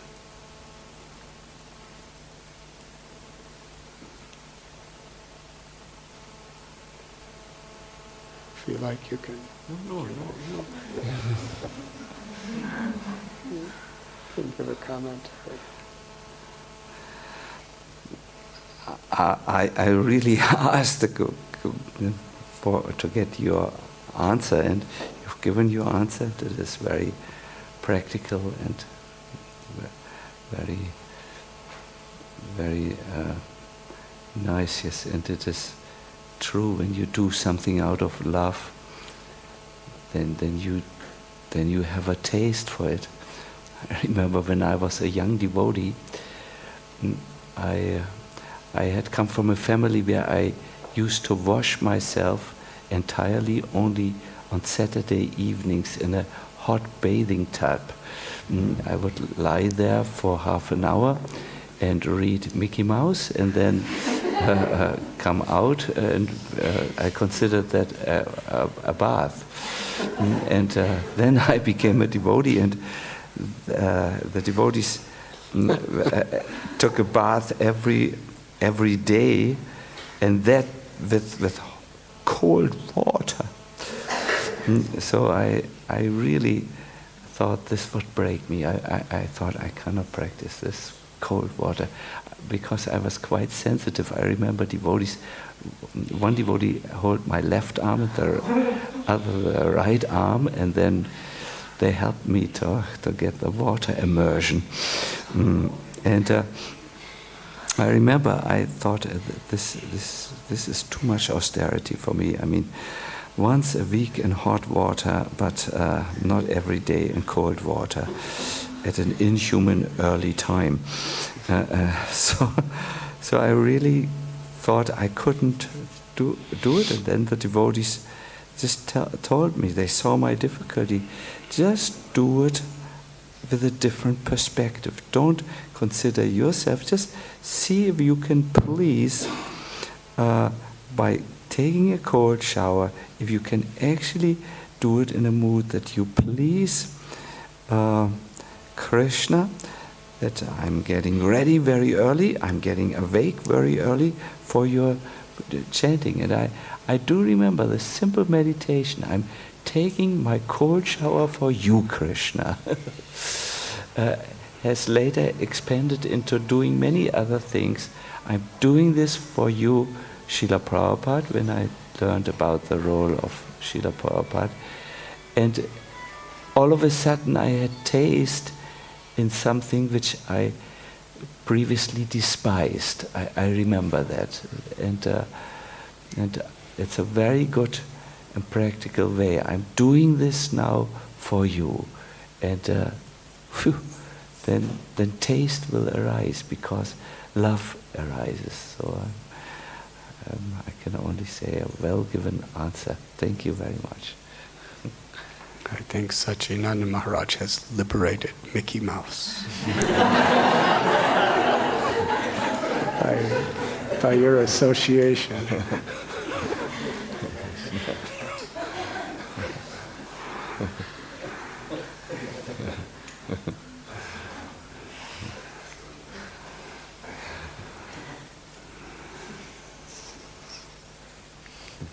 Thank you.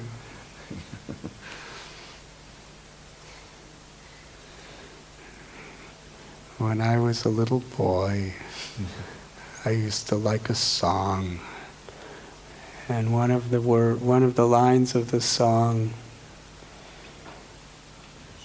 was, "The Jordan River is chilly and cold. It chills the body but warms the soul."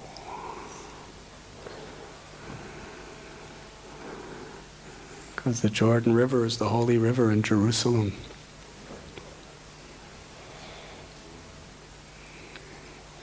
And people bathe in the Jordan River not just to get cold, not just to get clean, but it's an act of worship. It's a holy place, and we're honoring the holiness of that place. And if you're just going to get clean, then it's really cold. That's all it is. But if you go with faith in the holiness of that place, it may chill the body, but it gives such warmth to the soul.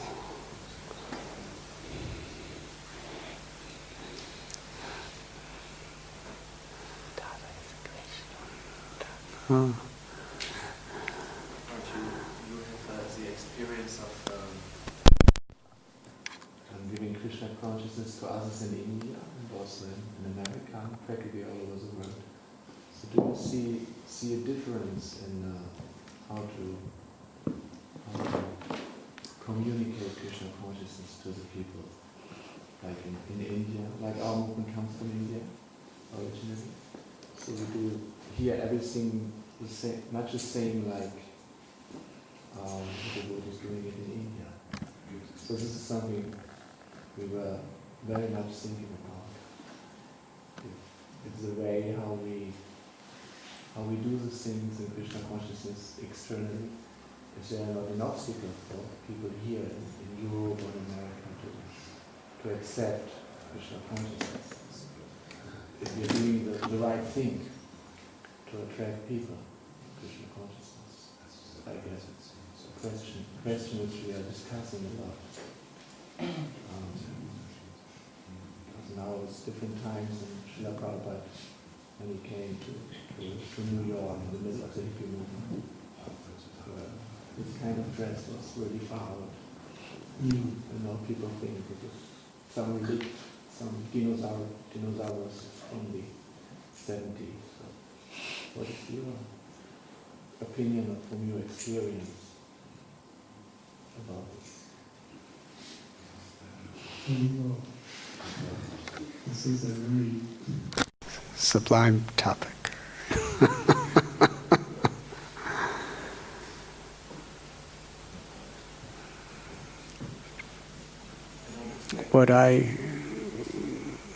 We could approach this question from different levels.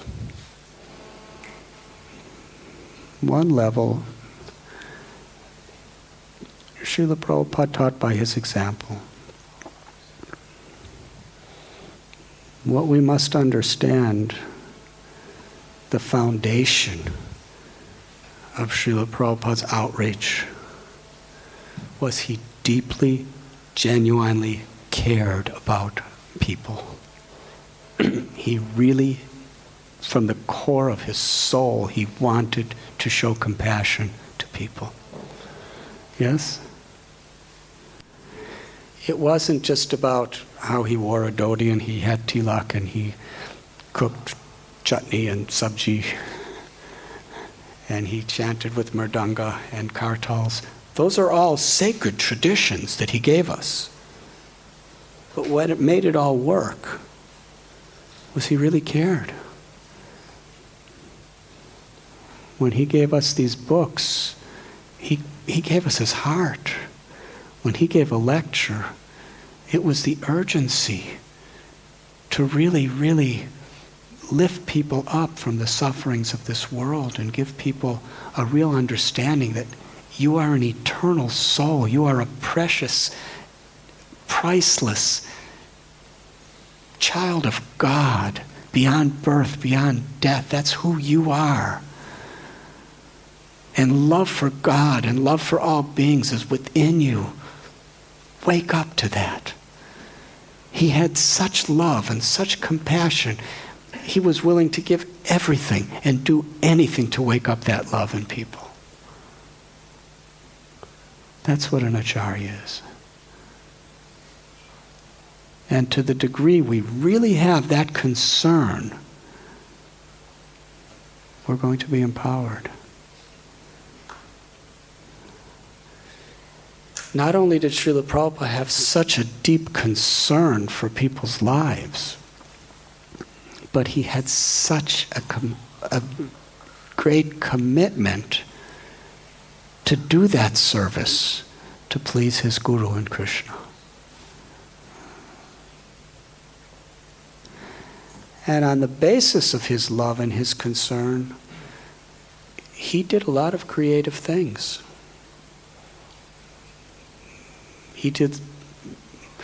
he went to the Avalon Ballroom.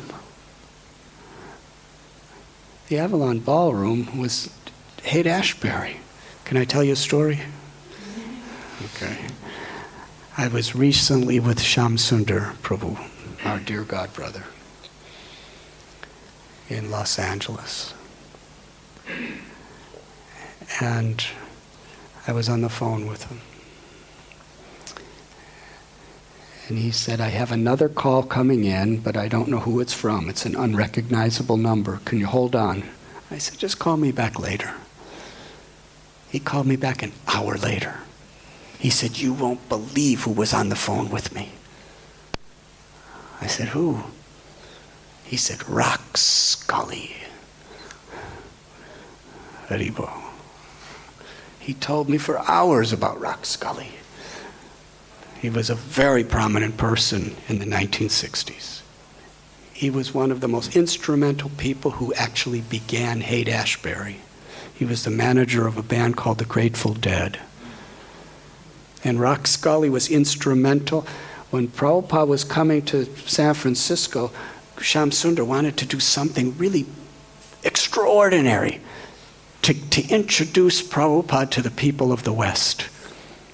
In New York, he was chanting in Tompkins Square Park, and a few people were coming. And he had a few very, very serious, dedicated people who dedicated themselves in 26 Second Avenue. But as far as making an impact in a generation, it was in San Francisco at this event. Shyam Sundar called Rock Scully. He said, my guru's coming. I want to have a concert with the big bands, because everybody will come for that, and have my guru chant and give a lecture there. So there was two big concert halls in the Haight-Ashbury, San Francisco district, the Fillmore West and the Avalon Ballroom. And Rock Scully called the Avalon Ballroom and said, I will have my band, the Grateful Dead, play there for free as a benefit to bring people to meet the Swami. And he said, well, if you're going to do it, I have to say yes. And then Janis Joplin and Moby Grape and Cant and the biggest bands of America all played there. And there were thousands and thousands of hippies. Most of them were on LSD and taking marijuana. And there were strobe lights playing Shyam Sundar and Rock Scully and Mukunda Maharaj. They got the biggest, best light show producer to have different kinds of psychedelic lights and strobes, and they got all these people to come.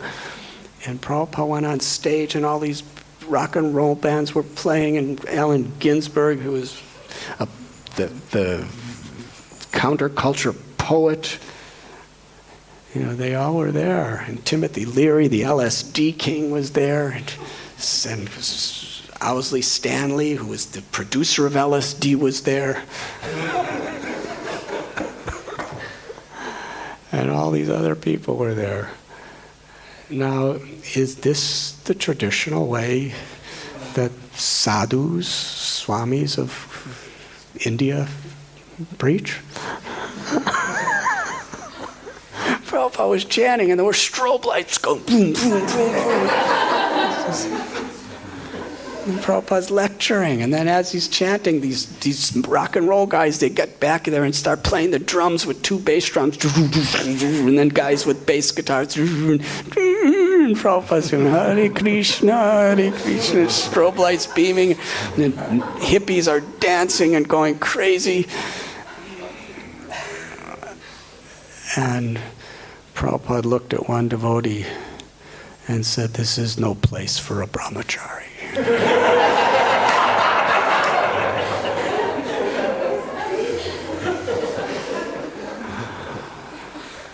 But that event, thousands and thousands of people understood who is Prabhupada, what is Krishna. And it started coming to the temple, and people were becoming devotees like anything after that.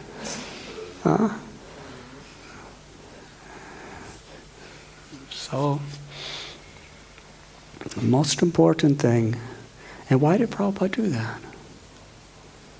Because he really cared. He really wanted to reach people. And he was willing to do something very unorthodox, because if orthodoxy is preventing us from actually reaching people's hearts, then it's not necessary. What's necessary is we never change the siddhanta, the basic principles of our teachings and our philosophy. And we have a tradition, and the tradition is sacred. We have the tradition of the way we dress, we have the tradition of the way we eat, we have many traditions. These are very sacred, and we should preserve these traditions. But as far as reaching out to people, Prabhupada put so much emphasis on the Bhaktivedanta Institute, where he had people become scientists and wear suits and ties and talk the language of scientists to try to reach people. Yes? And Prabhupada quoted Bhakti Vinod Thakur about how there will be high court justices who will be great devotees of the Lord. That was a dream.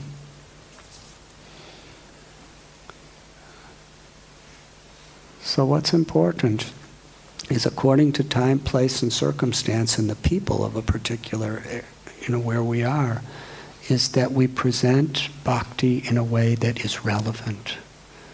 We present it without adulterating the essence, adulterating the truths. The truths must be as it is. But we could present it in whichever way it's actually relevant to interest people, to open their hearts to receive it. And what I personally found in my life, my observation, that if people like you, they trust you. And if people trust you, they open their hearts to what you say. So if we really want to have a substantial effect on people, individuals, and society, we have to, in a very genuine, not artificial way, become their friends. I don't think it's a matter of how we dress. I think it's a matter of who we are. We have to act in ways that people will respect. Respect who we are and what we stand for according to their own relative position. Srila Prabhupada said to one reporter, "You will know my devotees because they are perfect ladies and gentlemen." Now he was saying ladies and gentlemen from their perspective. Yes? Sometimes we want people to be relevant to us. That's called a very insulated, isolated society. When we want people to be relevant to what we believe and who we are and what we are. Doesn't work. We have to be relevant to who they are and where they're at. By our character, by our morality, by our kindness, by our compassion, by our respect to them. Prabhupada respected everyone.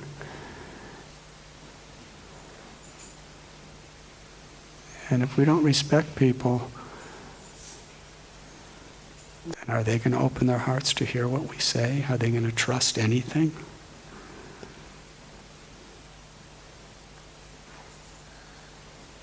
As far as I could see, the real secret is we have devotees who really become very expert at everything. It's Varnashram. Devotee doctors, devotee lawyers, devotee scientists, devotee vastu gurus, devotee teachers, devotee swamis, devotee accountants, devotee mothers, devotee teachers, devotee fathers, and actually show people how wherever you are, you can be really, really happy and live a meaningful life and make great spiritual advancement by just applying these principles. That's relevant to people. And we have our monks. And we have our family people.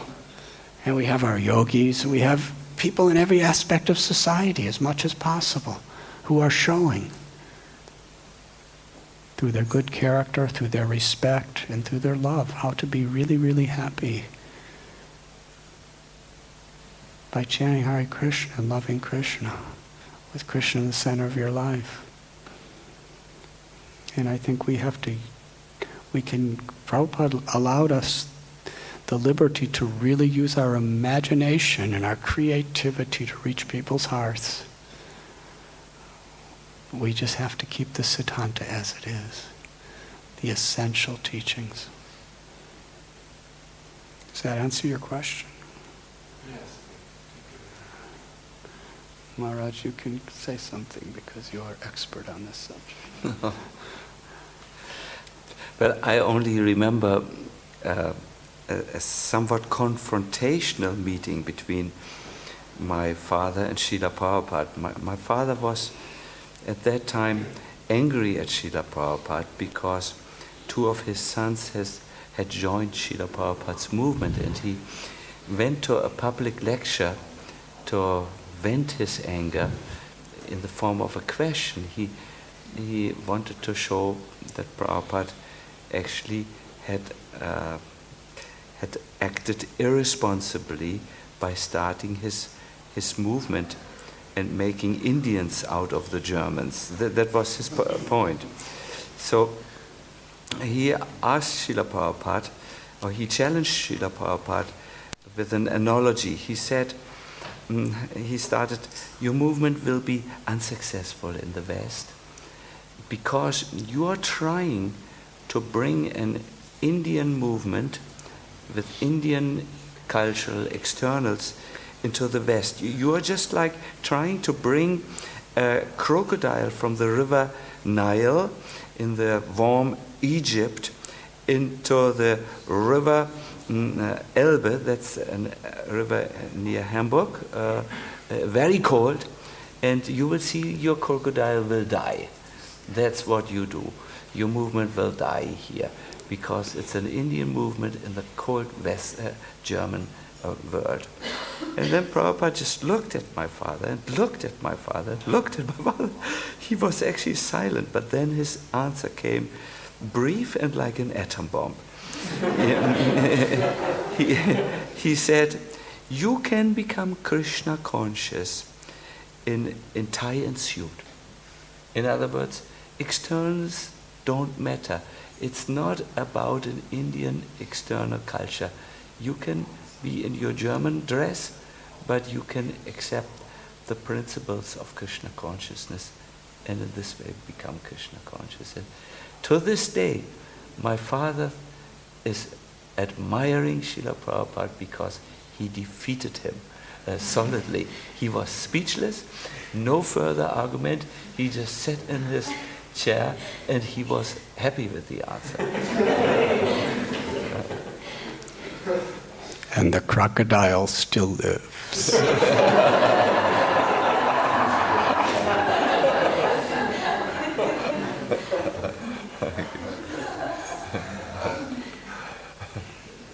Thank you, Maharaj. Thank you.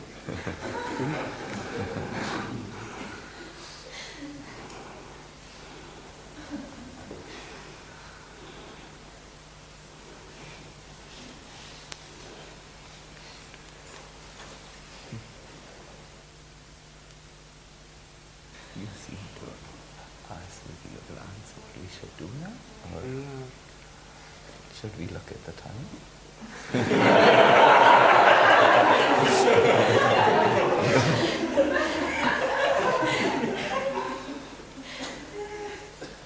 Water first. Maybe we should Can you sing this shortly? I am your puppet. Yeah.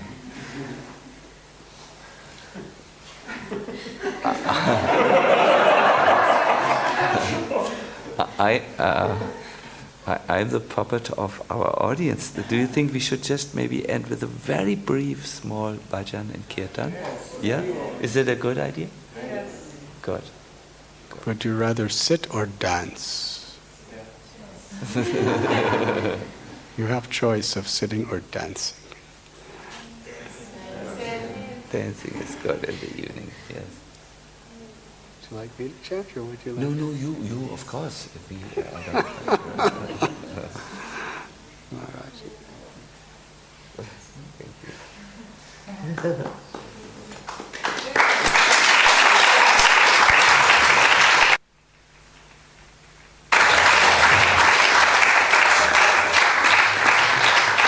Sadhu, sadhu, sadhu.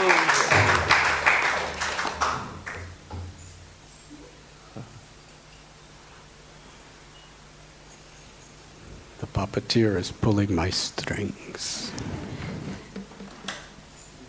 Please dance.